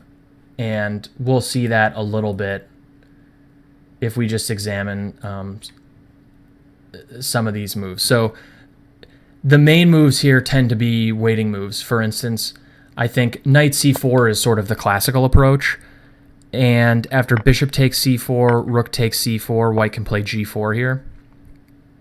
The problem being that now that the knight is off the e5 square, there are none of these slick tricks with this overloaded knight. So, yeah, I mean, b5 is still possible. The problem is that white can go b3. And, yeah, I mean, there's only one real option, I think. If rook c8, white will just take on b5 and win a pawn. The other option is to go into the highly unclear Burnett variation with b4, and after b takes c4, b takes c3, queen takes c3, black is down an exchange and a pawn. And this has been somewhat popular recently. Nielsen talked about it in his DVD. He calls it the Stochek variation, but I've always called it the Burnett variation, named after the English player who I think either played this variation first or popularized it. And black goes queen c7 here. I think that probably white can claim some advantage after h4 or g5, but it's extremely complicated, and my analysis could be proven wrong. It's not easy. It's not as easy as it sounds for white. He is up in exchange, but his king is in absolute disarray, and this bishop is extremely powerful. And king c1 is an awkward square for your queen, and queen a1 is, awkward for this reason. a lot of times black has a lot of really funky ideas for counterplay here. For instance, rook c8 and then d5, even as a sacrifice, going down another pawn is possible, because after e takes d5, black can go knight e8 to d6 and then take on c4 with the knight. And a knight on c4 here would be absolutely massive. This is an interesting variation. It's interesting to analyze. It's super fun to play. I think it's kind of risky. Furthermore, I think that even instead of b3 here, the very underanalyzed g5 is quite good. And only after black moves the knight to go b3 and kick the rook out of this nice square. And I simply can't find anything here. If rook c8, then I'm just going to take on b5. Knight takes b5, and even a7 is hanging, and black has some play on the open lines, but I don't think it's sufficient. And if rook c5, I think knight d5 is the move. Yes. The point being that something like a5 can be met by knight e2. Attacking this rook and looking to go to g3, practically forcing knight takes g3, h takes g3, in which case black has some problems. Black can also allow knight takes h5, I guess, but after g takes h5, his king side is kind of a mess. One sample line here is perhaps something like rook c6, knight g3, a4, knight takes h5, g takes h5, and now I think kind of interesting is rook h to g1, threatening the sort of hilarious knight f6 check. Yeah, interesting to look at. This g5 move has not received a lot of play, but I think it's an interesting idea. Okay. So I think knight c4 is a little bit risky just because of this g4 idea and possibly g5 coming up quick. And if b5, which is sort of the only real attempt for counterplay, in most variations, white can go b3 and either force black into the Burnett variation, which is highly unclear and kind of risky, or he can just play rook c8 and then takes. So that's knight c4, and if not knight c4, the only moves that have really been played are two waiting moves. So there's rook e8, and then once people sort of figured out that rook e8 was not particularly great, people started playing a6, which, again, it sort of pseudo-prepares b5, even though that plan's kind of lame. But the key point actually is that it keeps the rook on f8. We'll see that moving the rook on e8 in one of the critical main lines actually leads to some problems. So after rook e8, we'll just quickly look at this. White typically goes h4, h5, g4, h takes g4, all standard by now, h5, knight takes h5, bishop h6, again, all standard. And our intended moves, either e6 or king h7, neither work anymore. And instructive is king h7 specifically, because after bishop takes g7, king takes, f takes g4, bishop takes g4, knight f5 rather, is completely crushing. The point now is that after g takes f5 rather, I'm losing it. It's Super Bowl Sunday. It's 11:30 at night. Bear with me. Queen g5 check, knight g6, e takes f5, something like bishop takes f1.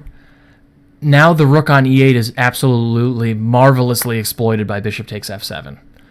When now king takes actually gets mated because of queen g6, king f8, rook g1, and black is powerless to meet this mate threat. Pretty slick, and it's worth actually, let's go back a hot second to the similar variation after 12h4, h5, g4, h takes here, here, here, here, here. Is this it? I want to make sure I don't screw this up. Bishop.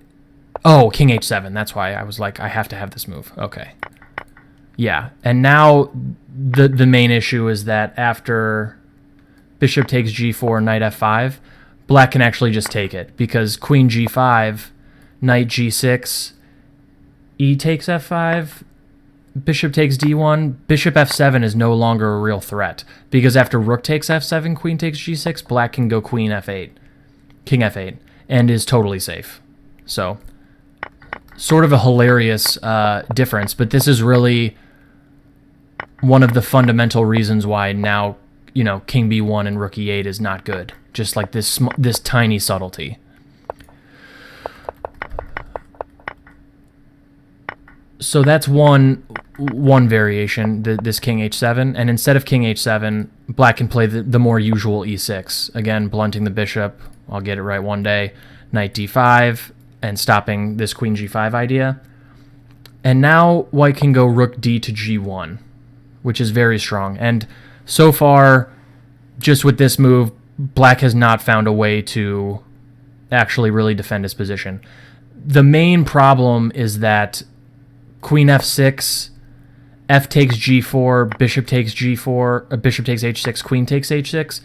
Queen f4 is no longer with check. And so in this specific position, the only thing black can do is go queen g7, intending to save the knight after this. But after queen d2, knight f6, g5, knight h5, take a second and find white's, I think, essentially winning move. And that move is knight c to e2, exclam, bringing the final piece into the attack and planning to get rid of this knight on h5. So after knight e2, white finds a good way to introduce one last piece and also trade off this extremely strong knight on h5. One possible game is Judith Polgar versus Gregory Kaidanov, Hilton Head 2010, which continued knight c4, essentially just trying to get rid of pieces, hack off some pieces. Stop knight g3 for a hot second because of rook takes d4 or queen takes d4. But after b3, black can't keep the attack on d4 any longer. This b3 is an extremely strong move. And after knight c5, knight g3, I think black is essentially lost. The game continued, knight takes g3, not that move, rook takes g3. And I think just this threat alone, or something like this, trebling on the h-file, is just lights out. d6 is loose in a lot of variations, for instance. I would encourage you to verify that this is winning, but I think it's just completely winning. Give it a second. Give it a second. Nope, Lee chess can't reach the depth. Turn on your own engine, give it a shot, and verify that it's winning. Okay. The only other possible defense instead of queen f6 is g3. Some people have played 17 g3 in this position. Again, knight c2 is quite good, though. For instance, queen f6, bishop takes, queen takes, and either rook takes h5 or knight takes g3 are close to fatal for black. Again, I would encourage you to look at this in more detail. Okay, and so with rook e8 in sort of crisis after just the very standard sort of attacking ideas, people moved on to the other waiting move, trying to keep the rook on f8 with a6. And a6 is really not much better. So white continues in similar fashion. So just barrels through.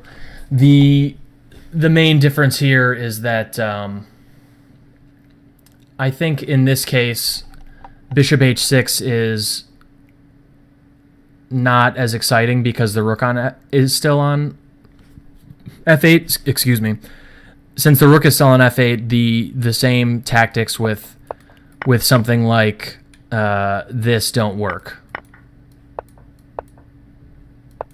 Something like this is no longer effective. But white does not have to play bishop h6 here. White can go rook d to g1, just bringing the last heavy piece into the attack. And even the world champ in 2008 found this position too hard to defend as black. That game continued rook c5, just a defensive waiting move in essence. And after bishop h6, king h7, bishop takes, king takes, f4, knight c4, bishop takes c4, rook takes c4, f5. I think white's attack is extremely strong. That the Topalov Carlsen game, I'll give a couple more moves. Continued e5, knight d to e2, rook h8, b3, rook c6, protecting the d6 pawn, rook takes g4. Yeah, I mean, the play is just extremely one-sided here, if nothing else. Knight f6, rook g to g1, rook takes, knight g4, and I think Topalov played knight g3 here. King g8, knight d5, rook c5, knight e3, knight takes e3, queen takes e3. And I think at about this point, it's more or less clear that black has a lot of problems to solve. His king is just extremely weak, and all of white's pieces are relatively well placed to exploit it. On the other hand, black's position really has nothing positive to say about it. There's no play on the queen side. This d6 pawn is weak. Yeah, his pieces are sort of discombobulated. This line is the critical line, just going 16 rook d to g1, and I'm not sure anyone's found anything of real note here. If anyone knows anything more about these two waiting move variations, a6 or 12 rook e8, let me know. I would love to hear about some defensive resource for black. And so somehow this king b1 move has proved to just be too much for black to handle. As weird as that sounds, knight c4, bishop takes c4, rook takes c4, g4 is strong, and rook e8 and a6 are both met by sort of the standard just blow you off the board variations with h4, h5, g4 takes, h5, etc. It's kind of sad, actually. But the good news is that black has another variation, that being bishop b3, knight takes d4, the Topalov variation. And we're going pretty long here, but I'll continue the coverage with just a quick summary of the Topalov variation, just in case people are interested in giving this a whirl. Bishop d4 is pretty much compulsory. If queen takes d4, I assume knight g4 is quite good for black. So bishop d4, and then b5. And this is the whole point. Now that black has eliminated one of the protectors of the b5 square, he can go b5. There are two minor alternatives that we can sort of eliminate right away. Sometimes white goes e5, and sometimes white goes bishop takes a7. So greedy. After e5, black can just simply take it. And white is threatening bishop f6 and queen d7, but just moving the bishop to c6 has proven to be completely satisfactory.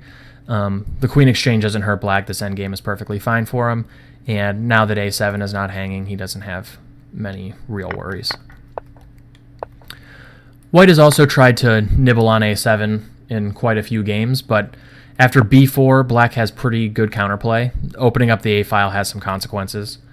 The typical line is knight d5, knight takes d5, e takes d5, queen a5, bringing a piece into the attack with tempo. And now white has two moves. The obvious move is bishop d4, but this is dubious. And just for fun, take a second and see if you can find black's best retort.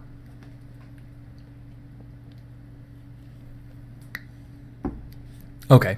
The best move, it's actually pretty hard to find, I would be impressed, is rook takes c2 check with interesting complications. The simplest points are that queen takes c2, rook c8 probably forces a piece in the way, but black will easily regain the piece or win the queen for two rooks and a pawn. And king takes c2 is met very strongly by bishop f5, and if white does not want to play queen d3, he has to go king c1, but after rook c8, again, white has to throw something in the way, and this will be extremely unpleasant. So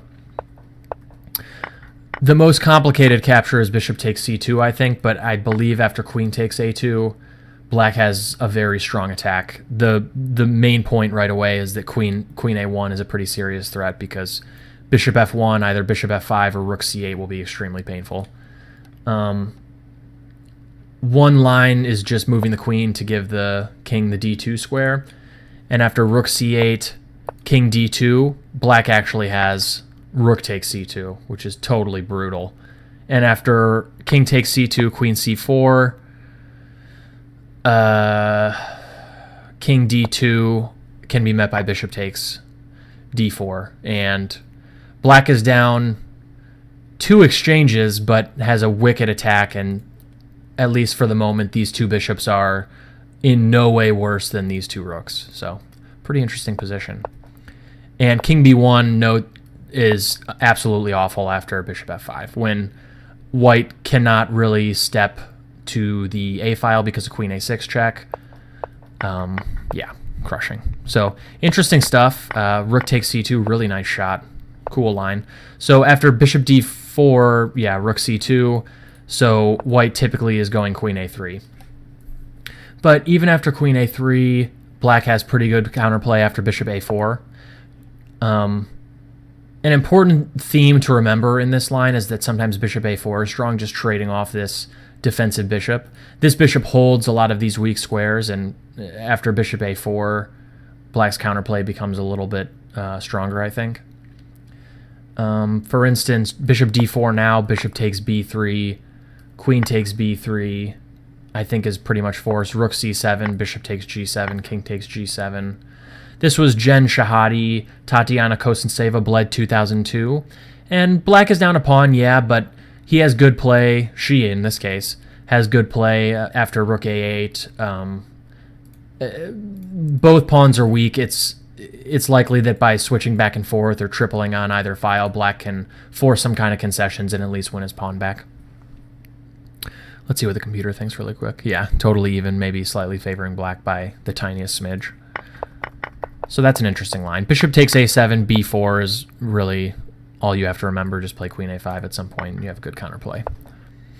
The two main moves here are knight d5, looking to trade off this bishop essentially after knight takes d5, bishop g7, weakening black's kingside, and h4.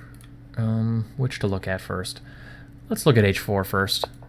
h4 can be met by a5, just looking to trap this bishop with moves like these. And after the critical line is just for white to completely go for it. And after a4, there are pretty intense complications. The main move here is bishop takes f6, removing a defender of black's kingside. But I would encourage you that if you're interested in this variation, to both look at it with a database, a book, and a computer, because the lines are pretty complicated. As you can see, both sides are sort of cruising towards their goals at maximum speed and not really worrying about what the other player is doing. White's just leaving this bishop hanging and is just pushing the h-pawn down the board. I think the better move here is the lesser played move. Black has typically gone e takes f6, but I think bishop takes f6 is better. And the most important thing is that black has to find an extremely interesting defensive resource after h takes g6. Take a second, look for it, see what you can find. The move is actually e6, so allowing white to take on either f7 or h7 if he wants, but stunting this bishop, protecting here. In a lot of variations, black has bishop g5. For instance, the main point is that queen takes h6, bishop g5 wins a queen and is completely crushing. So e6, a very important resource. And it gets even funnier because in this position, white has e5. The point being that bishop takes e5, now queen h6 is possible because bishop g5 check is no longer winning a queen. Black, and of course, d takes e5, queen takes d7. So black must go bishop g7. At least I think he must go bishop g7. And after rook takes h7, black can then go bishop takes e5. The point being that after queen takes h6, queen f6 now defends. Rook h8 is no longer a threat because I can just take it. Pretty slick. The main move is rook d to h1 here, and this is Judith Polgar, Gowan Jones, London 2013, and now black can just smoothly take on g6. And geez, this position again is very complicated, and if you intend to play the Topalov variation, you'd have to study this position in much more depth. There are a lot of moves here for white, but none of them really lead to more than a draw. The main thing is that if black gets a free move, he's going to take on b3, and white's going to be losing. So in a lot of variations, white simply goes for the same perpetual, just maybe with a move thrown in here, move thrown in there. He'll try and, trick black into doing something, and then if it doesn't work, he'll go for this perpetual. And the main idea is that white can go rook h8 here. And after bishop takes h8, rook takes h8, king takes h8, queen h6 check, white has a perpetual, which is this, and so on. So a lot of times white can throw in some move here, any move really, and after a takes b3, he can still go rook h8, etc. So, but yeah, if you're interested in this, you'd have to study it in quite a bit more depth.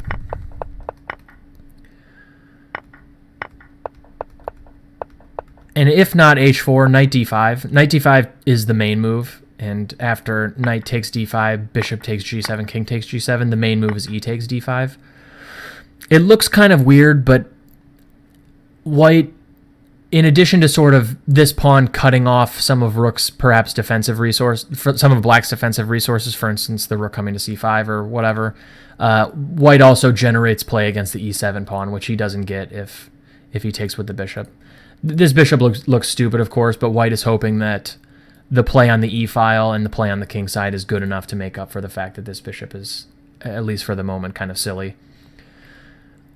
Bishop takes d5 is a fine move, but black can play a5, threatening e6, and after something like a3, queen c7, black has done okay in practice. So after e takes d5, the main move, black typically goes a5, threatening to trap the bishop, and after a3, black has, I'm not going to make this into a quiz question and make you try to find this move. Black has a pretty funny move, king g8. And the reasoning behind this move is essentially that at some point probably there's going to be a check on h6, there's going to be a check on d4, whatever, and instead of waiting until it happens, black stays flexible with all of his other pieces and doesn't go for this pawn sack yet with b4, which is a major theme in this position, until he has to. So he just sort of makes a useful waiting move and asks white to declare a little bit more of what he's doing before he goes for b4. And white has two moves here, rook h to e1 or h4. We'll examine both relatively quickly. As I said already, I know how long the accelerated dragon portion is, and I know how long this is going, so I'm going to be somewhat brief here. So h4, now that white is going for it, black basically has to go for it as well, so he needs to sack a pawn and just sort of try and get to white's king as soon as possible, because white's doing the same. Doesn't have time for any more moves like king g8. And after a takes b4, white normally goes for it with h5. Queen b4 is possible, but after rook b8, queen d4, queen a5, black has pretty good compensation. He can go rook f to c8 or rook b4. Queen a1 is possible in a lot of variations. Bishop a4 is possible in a lot of variations. So black's attack will develop relatively quickly. Instead, white normally goes for it with h5, which I think is the better move. And the key move here for black is bishop f5, intending h takes g6, bishop g6, when this bishop anchors black's weaknesses on f7 and especially h7. The tactical point is that after g4, black has a shot. Take a second, find what it is. The point is that after g4, black can play bishop takes c2, and after bishop takes c2, play b3, and black is just completely smashing white after this move. And after bishop f5, black in practice has done okay. I think objectively his position is solid enough. Instead, white can go with rook h to e1, and black can, again, based on sort of the tempo of white's play, hold off on b4 for a second and go rook c5 instead. So black is getting ready in a lot of variations instead to go queen a8 and rook to c8 or b8. And b4 is coming soon, but not right away. The critical move here is rook e3, I think. Getting ready to double on the e-file, and also the rook is performing some useful defensive duties along the third rank. And Riccio Ham Correspondence 2012 went b4, a takes b4, a takes b4, queen takes b4, queen a8. and was eventually drawn. And I think this is the main line in Jones's book and is objectively maybe the main line of the entire dragon at this point. Well worth looking into more. It's move 20. I'm mostly out of book here. I'm going to stop here. I'm losing my voice as well. And it's now around midnight my time. I'm getting kind of tired. Okay. So let's move on to the accelerated dragon. Quick review, I guess, of the normal Yugoslav attack. We'll do it from black's point of view this time. After castles, white has two main moves we looked at. Castles long and bishop c4. g4 is a move, but we didn't cover it. Just keep that in mind. Castles long, the main thing is that it allows d5. And black should generally take white up on that because castles, knight takes d4, bishop takes d4, bishop e6, king b1 is proven to be quite good for white. And bishop d7 instead, suffers from the problem that the main problem is that the normal plan of rook c8, knight e5, knight e4 loses a ton of tempi because bishop takes c4 happens in one move instead of 3 moves. Yeah, so d5 is the critical move, and after e takes d5 here, knight takes c6, b takes c6, bishop d4. The main line nowadays is bishop takes d4. And after queen takes d4, queen b6, black threatens, queen takes d4, rook takes d4, knight takes c3, and so white normally moves the knight, and both queen a5 and queen c7 appear to be sufficient. Black is maybe the tiniest smidge worse, but in these heavily simplified positions, it's not easy for white to prosecute. And this knight is typically very solid, and the bishop that normally makes it to b3 is typically hemmed in by a black pawn on e6. So that's sort of a very short summary of 9 castles long. And against bishop c4, we saw either h4 or h5 here immediately, which avoids the Topalov variation, but also avoids the 12 king b1 that you can get in this position. We saw this 12 king b1 being a very strong challenge to the dragon, and we saw a bunch of really fascinating chess, honestly, after h4, h5, the Soltis variation. One of my favorite variations in all of chess. We saw that all of the crude attacks didn't work, and that bishop g5, rook c5 was sort of the more sophisticated way to play.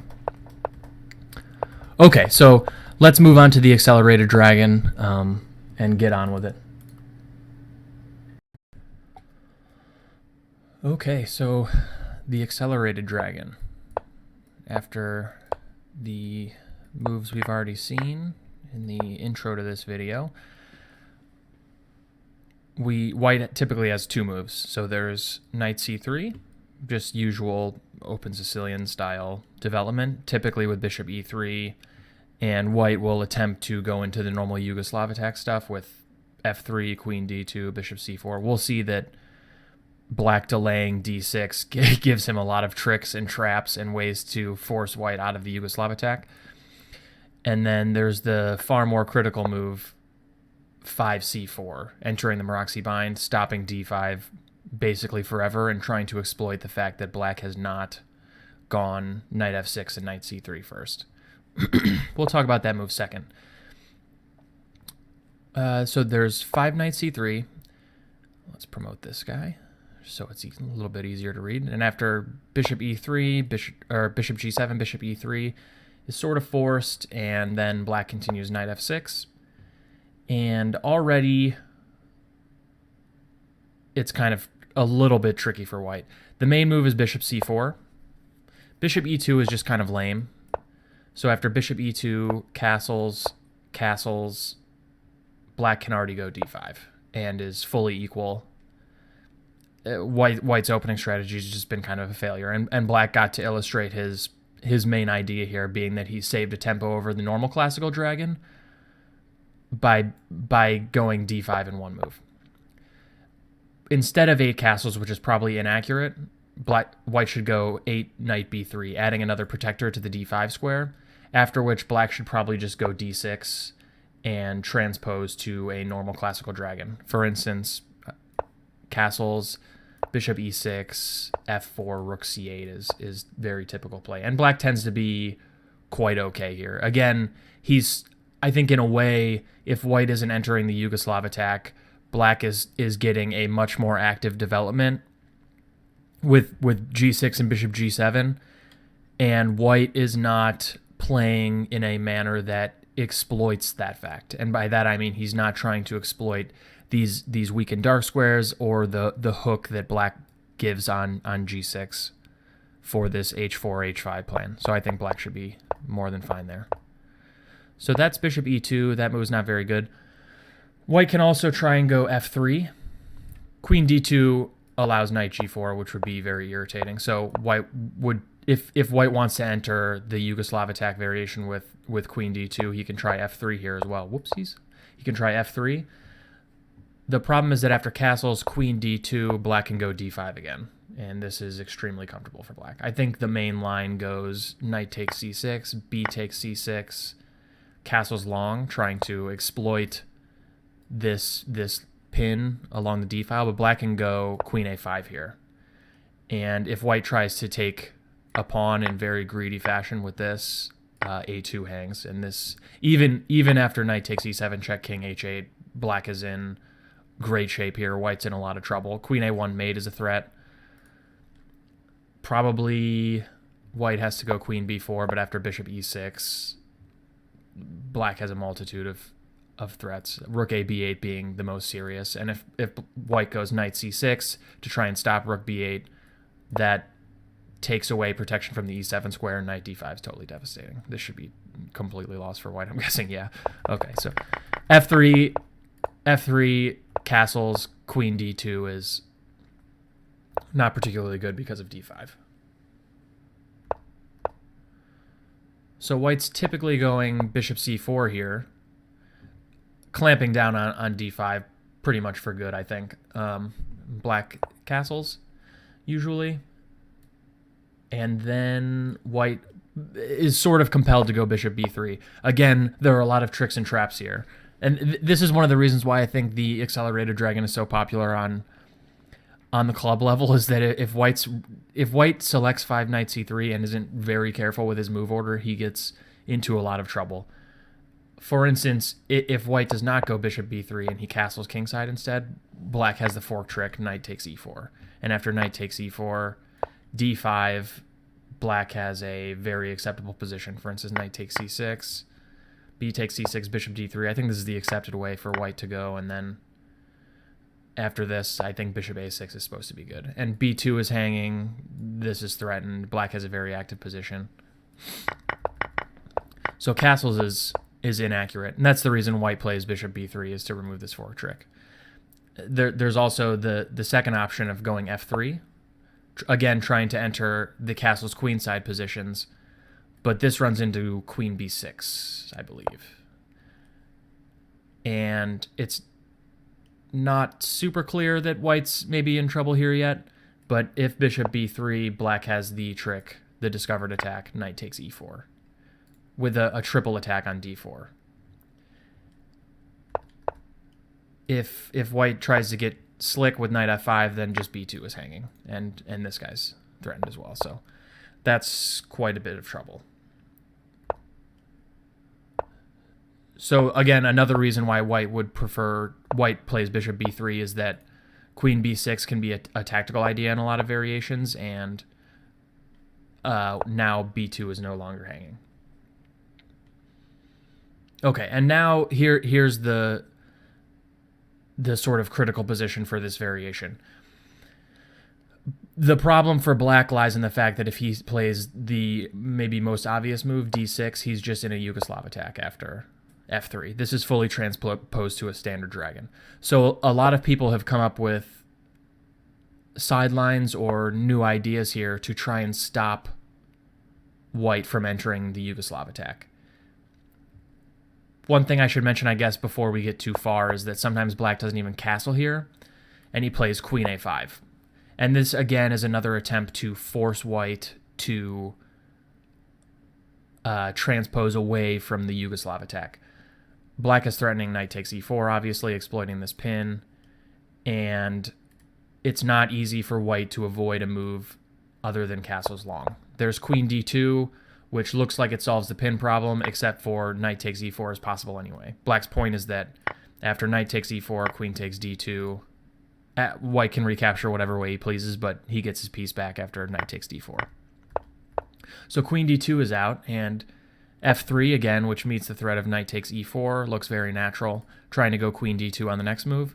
Black has the very annoying queen b4, attacking this bishop, attacking the b2 pawn, and also if this bishop moves, let's say bishop b3, then knight takes e4 is again a variation of this triple attack on d4. So white has some problems. He can go knight takes c6 here, trying to get rid of that target, but after b takes c6, bishop b3, this position is not particularly dangerous for black. Now that he's opened up the b file, he's got to put a pawn on c6. So white typically castles short here, and after castle short, there's two main ideas. In the book Dismantling the Sicilian by Jesus de la Villa, I believe he recommends knight b3 here, which has been very popular. And after queen c7, bishop g5, which is kind of a slick move. White has the sort of maybe positional threat of going bishop takes f6, and after bishop takes f6, knight d5, when he'll probably take on f6 again and force black to capture on e6. For instance, something like a6, bishop takes. White's idea is that knight d5 here is kind of uncomfortable with the double attack here and here. I think black's not playing that move. I think black's typically going e takes f6 here just so that he has the bishop. And he'll go d6 and f5, and the position's kind of complicated. White has also played f4 here a bunch of times, just intending to go e5 with standard sort of Sicilian play. A lot of times white drops the bishop back to e2 in this variation just because the pressure from the queen on c7 is kind of uncomfortable. So knight b3 is possible. It's, I think, just as common for white to go with the standard bishop b3 at this point, and then after d6, white is trying to claim that essentially he's got a Sozin attack against the dragon where the queen is somewhat misplaced on a5. So if we go back a little bit, just as a side point, white is sort of trying to make the claim that this is the Sozin variation against the dragon. White's trying to make the claim that he's got maybe this might not even be the correct move order, but white's trying to make the claim that he's got a Sozin and black would typically not want his queen on a5 in this variation because black has committed in this accelerated move order to playing queen a5 so early. White's trying to claim a little bit of an edge here, and I think because now knight g4 is kind of annoying, white typically goes h3, black goes bishop d7. Historically, this variation's been very solid for black. Maybe white is slightly better. Again, this queen on a5 is maybe not the best placed piece. Knight d5 can be frequently kind of annoying. But it's not much for black, or for white. I think the main moves are rook e1, looking to set up some positional pressure down the line against e7, or f4. And typical play, again, is to attack the e4 square, trade off some pieces. Trading off pieces in the accelerated dragon usually favors black a little bit. He has less space. And white typically goes queen d3. Again, black shoots for more trades with knight d7. There's a game, Wei Yi versus Yu Yang Yi from 2013 in Shenzhen that went bishop takes g7, king takes g7, rook a to e1. White is typically going to go for e5 or f5 at some point in these variations. Queen c5 check, king h2, a5, looking to start some kind of queenside initiative. a4, promptly stopping said queenside initiative, and then black went rook a to d8, which maybe looks a little strange, but this is sort of prophylaxis against one of white's plans with e5. He's lining up the rook with the queen in the event that if the d file opens up, it'll be useful there. White sidestepped this with queen g3, moving one piece over to the queen side, just sort of perhaps getting ready to play f5. Queen b4, building up pressure in a variety of areas. Perhaps knight c5 is a threat now. After e5, black went knight e5. This move might not be the most accurate move in the position. The problem is that it removes a defender from the f6 square. It's possible that maybe black wanted to go something like queen d4. This is a computer move through and through. I did not find this move. Just centralizing the queen and keeping the knight on f6 for one more move, perhaps going queen e5. So black went knight e5, and after f6 check, interesting idea, sacking the pawn temporarily to weaken black's kingside. E takes f6, force, queen f4, black went f5, e takes f5, queen takes f4, rook takes f4, and then g5. And white is probably a smidge better in this position, but black's position seems tenable for sure. This knight on e5 now is sort of uncontestable, and this bishop is a good piece. d5 is kind of weak. This kingside structure is sort of awkward, but the game was eventually drawn. I think black is mostly okay there. So that's an interesting line. This position has been debated at length. I think it's also possible to go knight d5 here. Rook e8 is a reasonable response, just guarding the e7 pawn. White sometimes also tries queen e1 with the threat of knight d5. The point being that queen takes e1 will then be met by knight takes e7 check. But queen b4 is a very good response, threatening the bishop, of course, and x-raying the e5 pawn. What black's point is that rook d1 is met by knight takes e4. And after bishop takes g7, king takes g7, knight d5, queen c5 check saves the day. Something like this is pretty comfortable. And this was Ramnath Narayan World Under 20 Championships 2011. If you'd like to look up that game. So yeah, queen a5, interesting idea, practically forcing white away from the Yugoslav attack with castles, and then sort of quasi-normal Sozin or classical Sicilian or classical dragon play after that, with the queen slightly misplaced on a5 most likely. Black seems mostly fine there though. But again, normal move is castles, and after bishop b3, we reach sort of the main tabia. And as I already said, d6, f3 would just be a normal Yugoslav attack. So there are a variety of ways to play here. Let's go through some of them in turn. a5 has historically been very popular. We'll talk about that one last.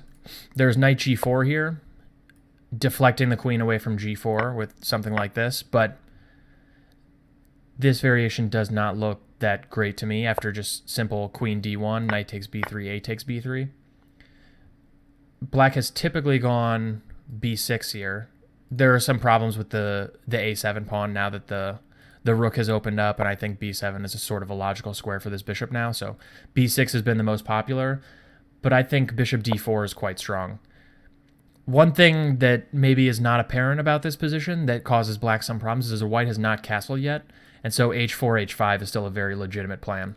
So trading off the dark squared bishops and then looking to capitalize on black's kingside, especially now that the knight on f6 is gone. That's frequently a very useful defender, stopping h5. Now that knight is gone, this plan of trading the dark squared bishops and then going h4, h5 is very enticing. So after b6, bishop d4, Shabalov, shout out to Shabalov, who wrote the foreword for my book, by the way, against Rausis, Latvian championships all the way back in 1989, continued f6. Ugh, ugly, but black doesn't want this trade of bishops. h4, bishop b7, h5, and I think white was a little bit better.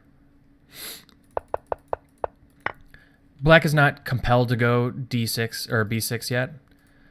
He can go d6 instead, but I think the same plan of just going bishop d4 is pretty good with the idea to follow up with h4, h5. So knight g4, again, not particularly exciting.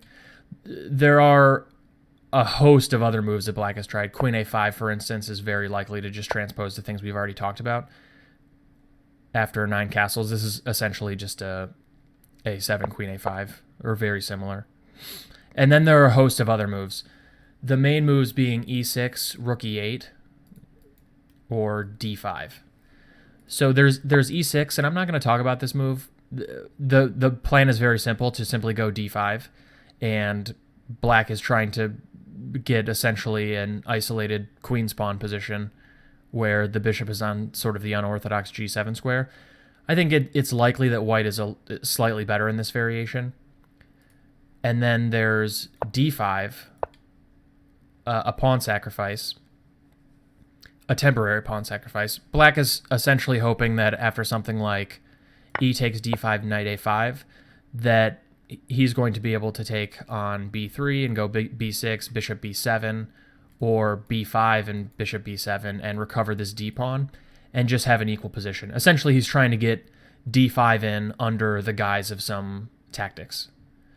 This move was used by Hao Yifan in her recent match against Paramijan Negi in St. Louis. I think this move is approximately sound. Maybe with absolute best play, white can squeeze out a tiny edge by trying to hold onto the pawn for dear life and forcing black to make some concessions to capture it.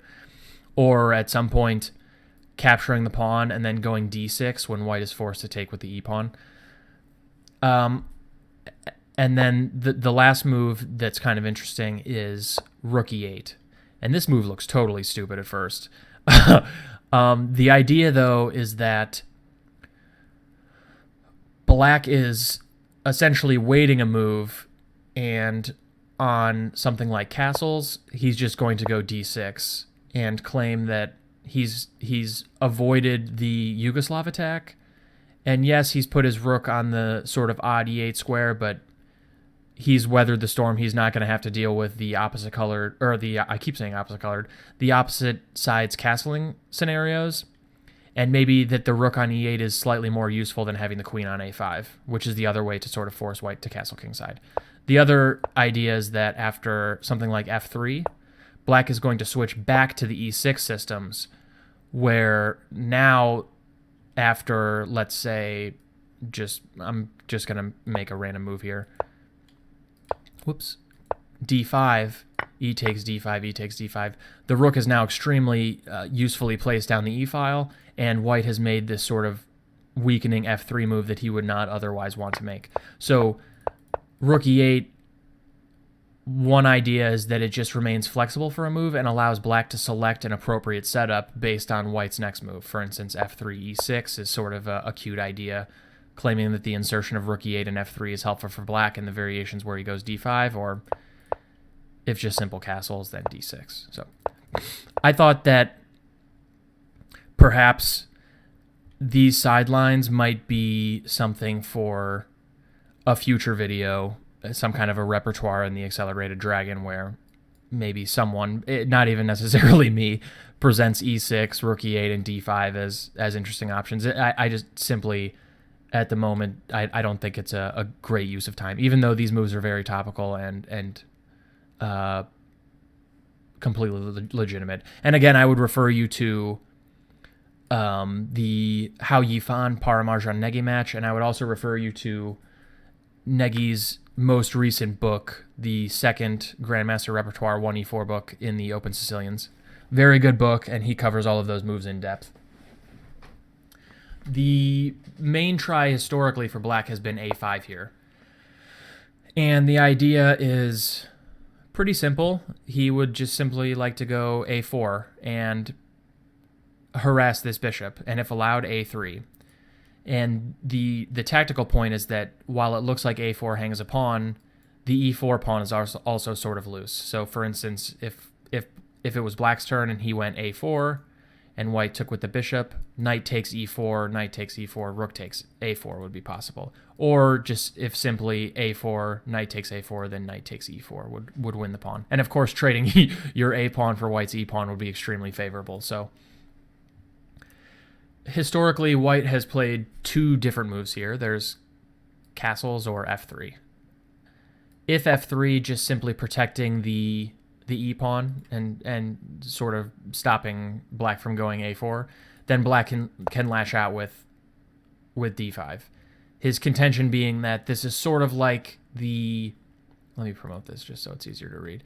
This is sort of like the d5 variation I talked about in the Yifan Negi match, except that f3 is weakening for white.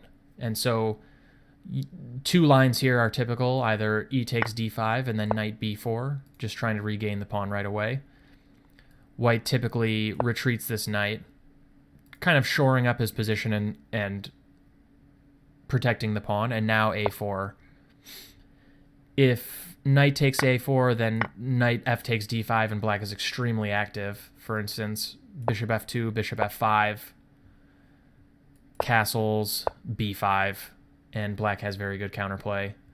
I don't think white can actually stop him from winning the pawn back. For instance, knight c3, knight takes c3, knight takes c3, queen takes d1, rook f takes d1, let's say, and then bishop takes c2.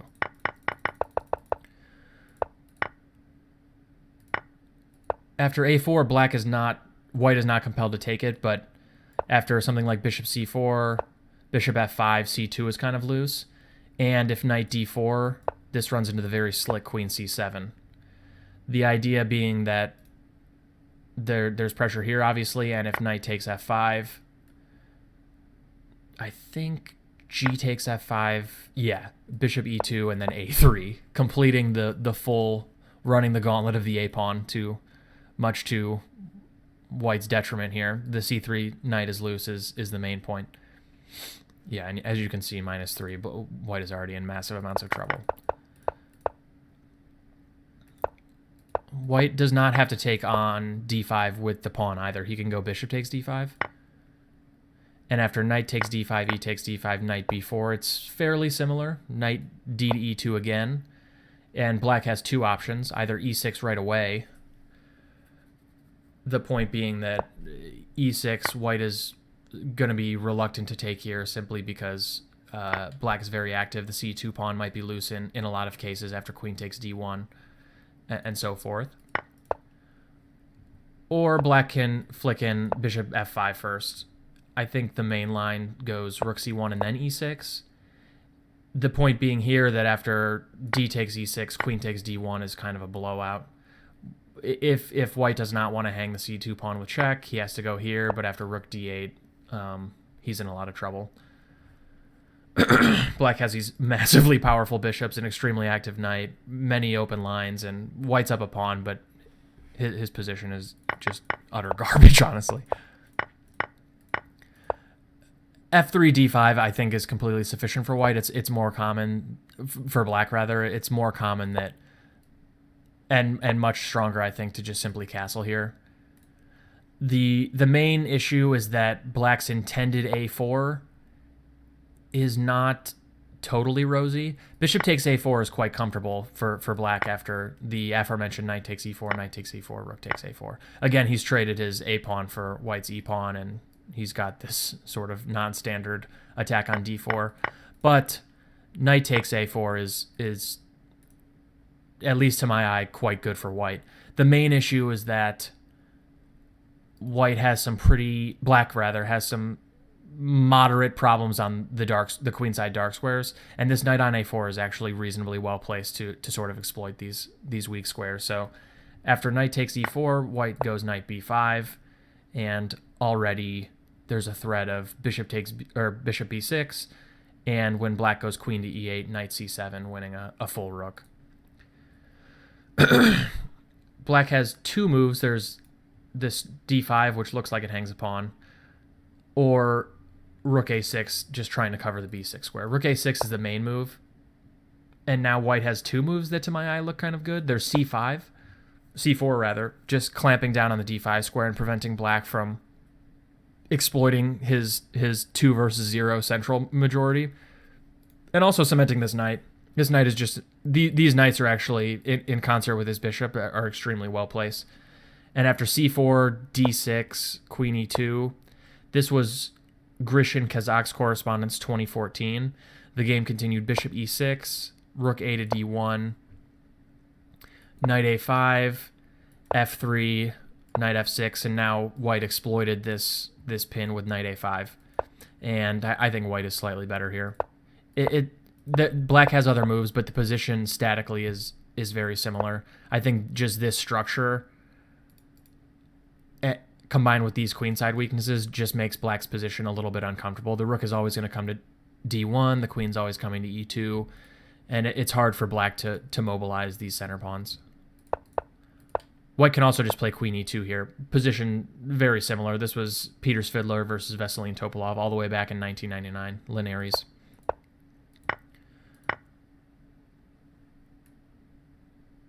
Okay, and there's also, after knight takes e4, knight b5, as we already saw, there's d5. Black's point being that after bishop takes d5, rook takes a4. Yeah, not what white wants.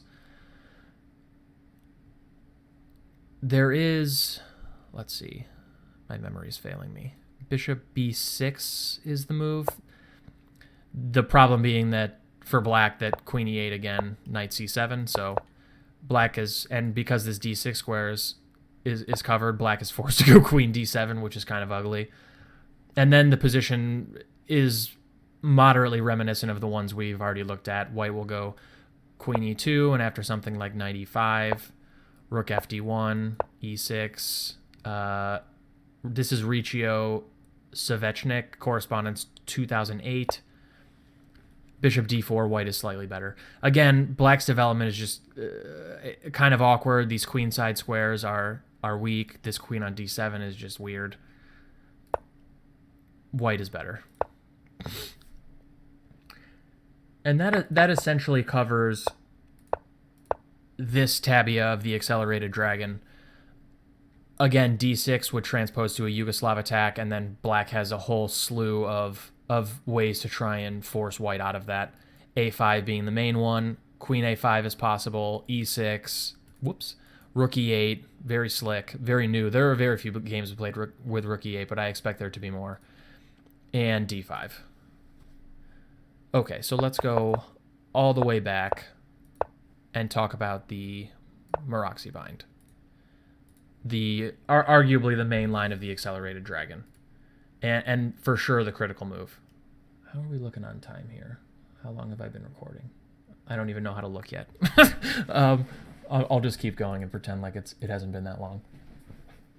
So after 5c4, the main idea, of course, is to stop d5 forever and just suffocate black with your extra space. Typically, there are two main setups for black here. The first is just the very standard dragon development with bishop g7. White typically goes bishop e3. Knight c2 is possible. We'll talk about that a little bit in a second. So after this, black goes knight f6, attacking e4, knight c3, as usual. Castles, and historically, almost all of the games in the Maroczy Bind reach very similar positions after bishop e2, d6, castles. And there are a couple different move orders here and a couple of slightly different piece placements for white, but most of the positions look very similar. Black can go either knight takes d4 or bishop d7 here. Bishop d7, there are like minor finesses to each one. For instance, well, let's cover bishop d7 first because this is the main move. After bishop d7, the main move is queen d2, but also possible are rook c1 or f3. So after queen d2, where am I going? Queen d2, knight takes d4, bishop takes d4, bishop c6, black attacks this pawn. And it should be mentioned right away, maybe around here, that most people are familiar with the maxim that when you have less space, as black does here, that piece exchanges are favorable. So black does well to exchange off the knight on d4 and will further try to exchange off pieces with knight d7. So after the sort of standard f3, a lot of times black goes, knight d7 immediately. a5 also is quite standard. Stopping b4 and getting ready to go knight d7 to knight c5, and even threatening a4 and then queen a5. White, in turn, meets this threat of a4 with this pseudo threat, positional threat essentially, of a4 with with b3. This is the most precise way to play it. Now white can meet a4 with b4, which would be extremely uncomfortable for black. This pawn is weak, b5 is coming. This bishop will get kicked back, and then black will just have absolutely no space anywhere. So black typically goes knight d7 here now, again offering an exchange of dark squared bishops. And in particular, in the accelerated dragon, the exchange of dark squared bishops favors black quite a bit. He can run into some trouble with his kingside being weak. Weak dark squares, no real defenders over there, but in general, positionally, the exchange of dark square bishops favors black because white has all of these pawns on light squares. He's left with this remaining light squared bishop, which is extremely ineffective because of this pawn chain. And black has tons of really attractive outpost squares on dark squares. For instance, c5, the queen can come to b6. There's this weak diagonal. Even knight a5 is possible. There are some very old variations of the accelerated dragon where black goes for g5 and tries to blockade this f4 advance so he can go knight e5. There are tons of themes related to weak dark squares. And so it's in white's best interest here to go bishop e3 and not exchange the dark squared bishops. White can also go bishop f2. I'm not going to cover that. It does introduce some subtleties based on the fact that on f2 the bishop is protected by multiple pieces, and on e3 it's only protected by the queen. But in general, the positions look very similar. Black goes knight c5, just improving the location of this knight.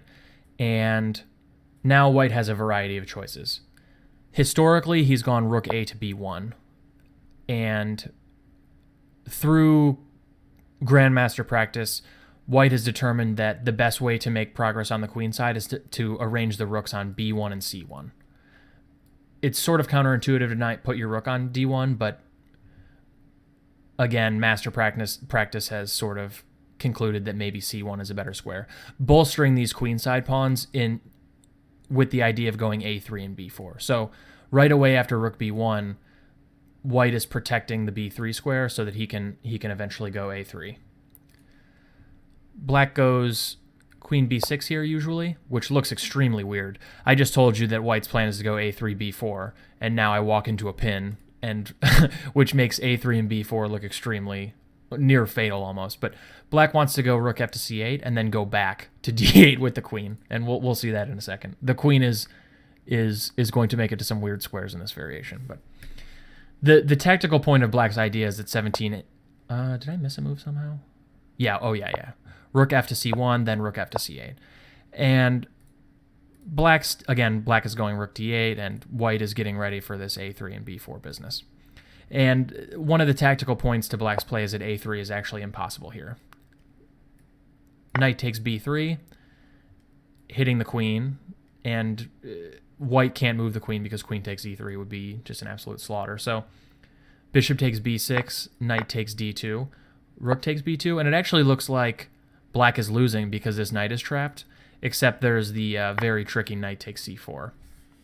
The point being that after bishop takes c4, bishop d7, black has this x-ray attack on this bishop, and if the bishop moves, then he takes on c3. So extremely slick.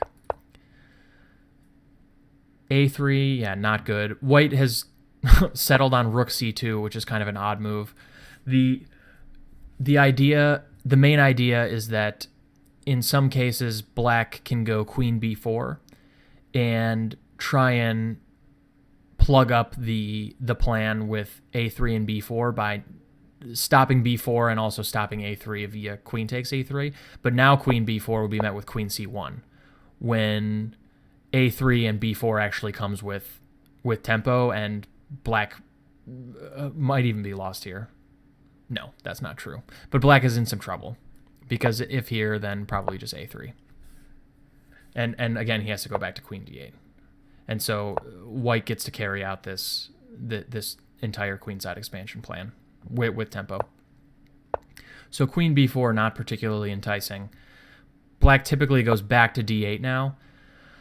And there are two main ideas for black. So a3 and b4 is pretty much coming no matter what. A lot of times white tidies up his position with moves like bishop f1 or g3 or weird sort of slow improvement moves.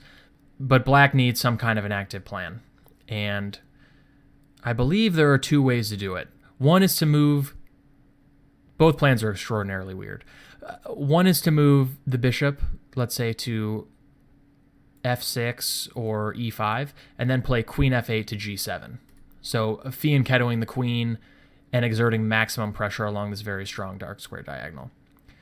The other plan is to go h5, king h7, and queen h8, doing the same but in sort of a funnier fashion. The h-pawn maybe has some benefits down the line with going h4, h3, or whatever, but maybe the queen is slightly worse placed on h8, and so forth. There is a high-level game, Giaccio versus Felgier, Mar del Plata 2001, that continued queen d8, bishop f1, h5, so black goes for the h5 plan, a3, king h7, going for queen h8, b4, so white carries out his usual plan, knight e6,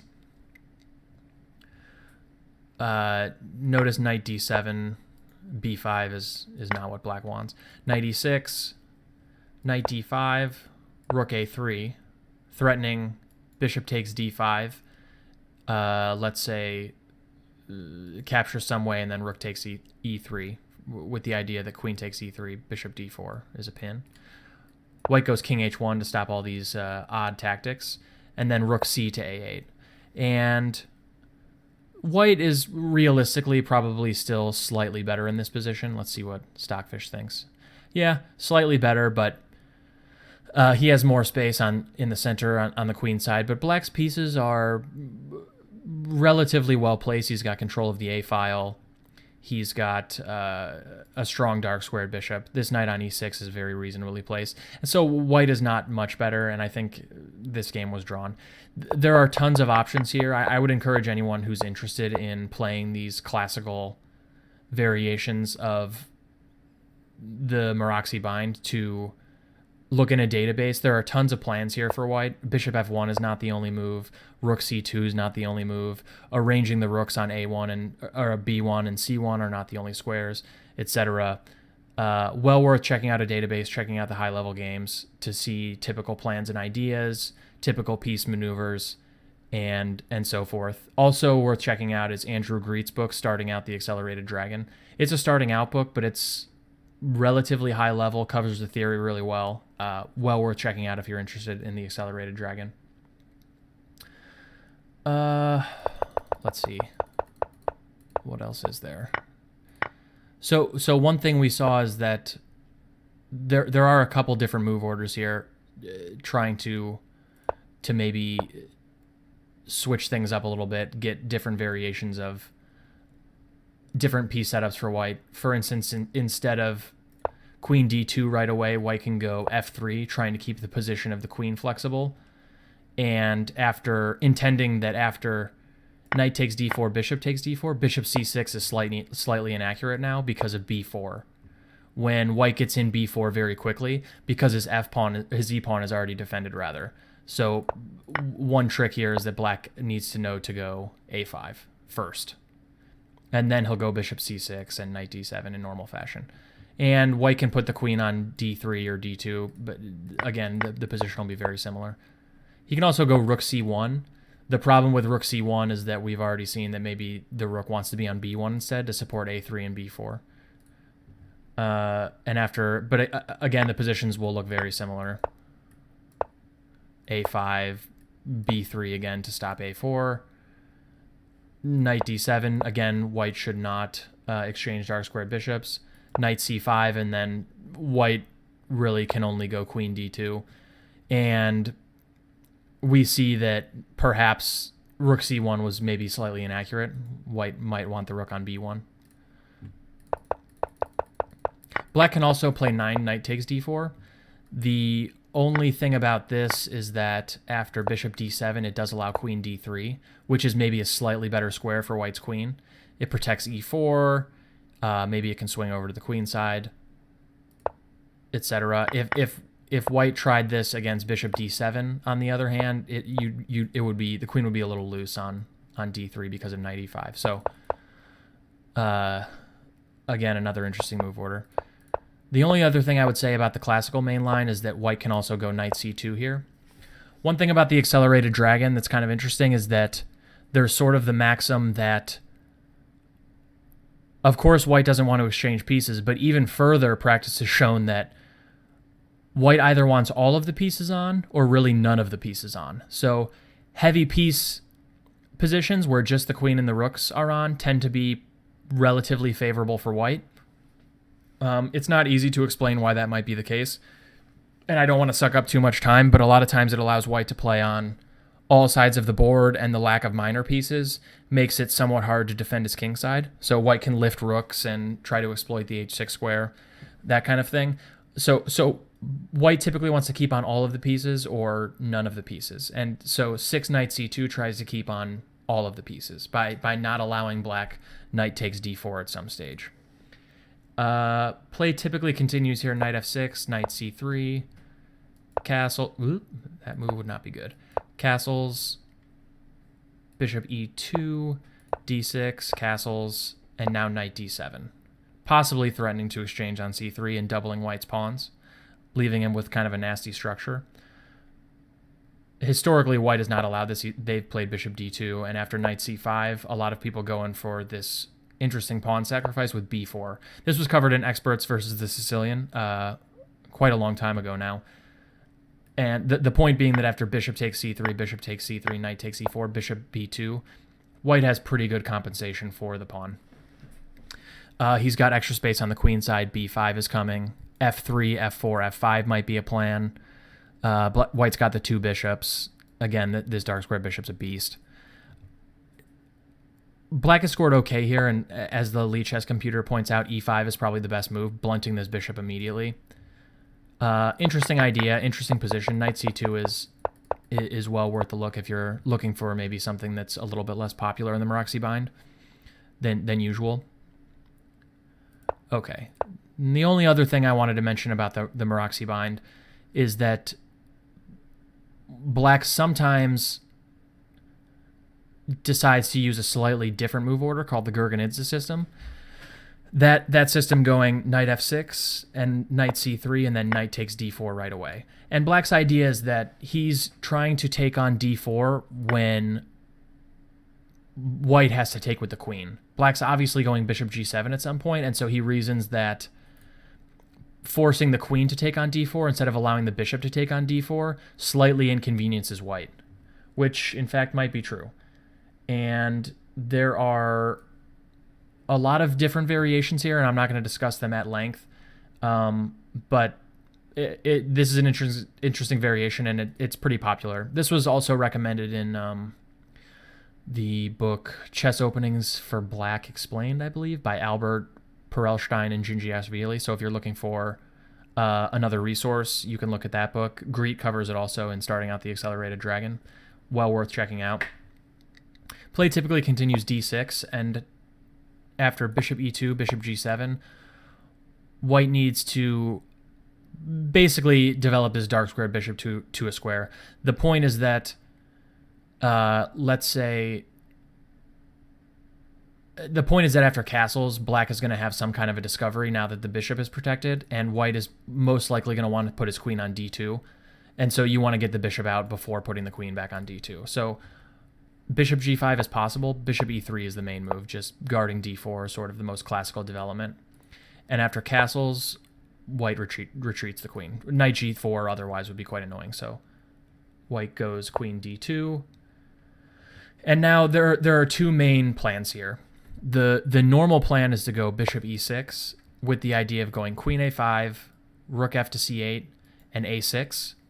And black is trying to build up pressure on the c4 pawn, and at some point go a6, possibly with rook b8, and b5, queen a5.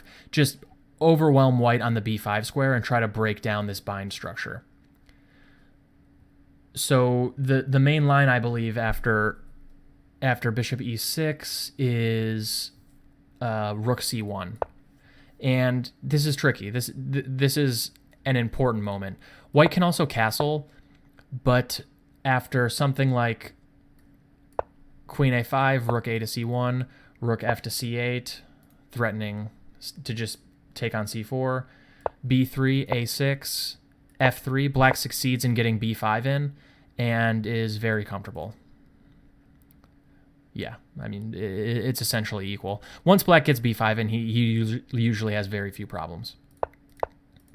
By the way, black plays rook f to c8 here because knight d5 otherwise is kind of annoying. If rook a to c8, knight d5 is a nice tactic because queen takes d2, knight takes e7 check. With this Wishinzug, white is essentially winning. The idea is that after rook f to c8, knight d5, queen takes d2, black has king f8 threatening the knight, which would obviously be very bad for white. So castles is maybe slightly inaccurate. It's not totally apparent why, maybe yet. But after rook a to c1 instead, white benefits from keeping his king in the center for a second. After queen a5, f3, rook f to c8, b3, a6. In this variation, white can go knight a4, which is the main line. And after queen takes d2, take with the king. And because the queens are exchanged and a set of minor pieces has already been exchanged, white's king is very comfortable on d2. And he has, because of a6, he's got reasonable control of the queenside dark squares. b5 is a little bit harder to achieve, and so forth. Black is okay after knight d7. I think white normally goes g4, and after f5, e takes f5, g takes f5. I think h3 is the move. This has been debated in quite a few games. I think white is very likely slightly better. Structurally, he's only got 2 pawn islands. Black has some weaknesses, for instance, on b6, e6, etc. But historically, black's been doing okay here. The main problem with playing the Maroczy Bind positions is that black's counterplay is relatively limited. I mean, these endgames, it's not like black has amazing winning chances or anything.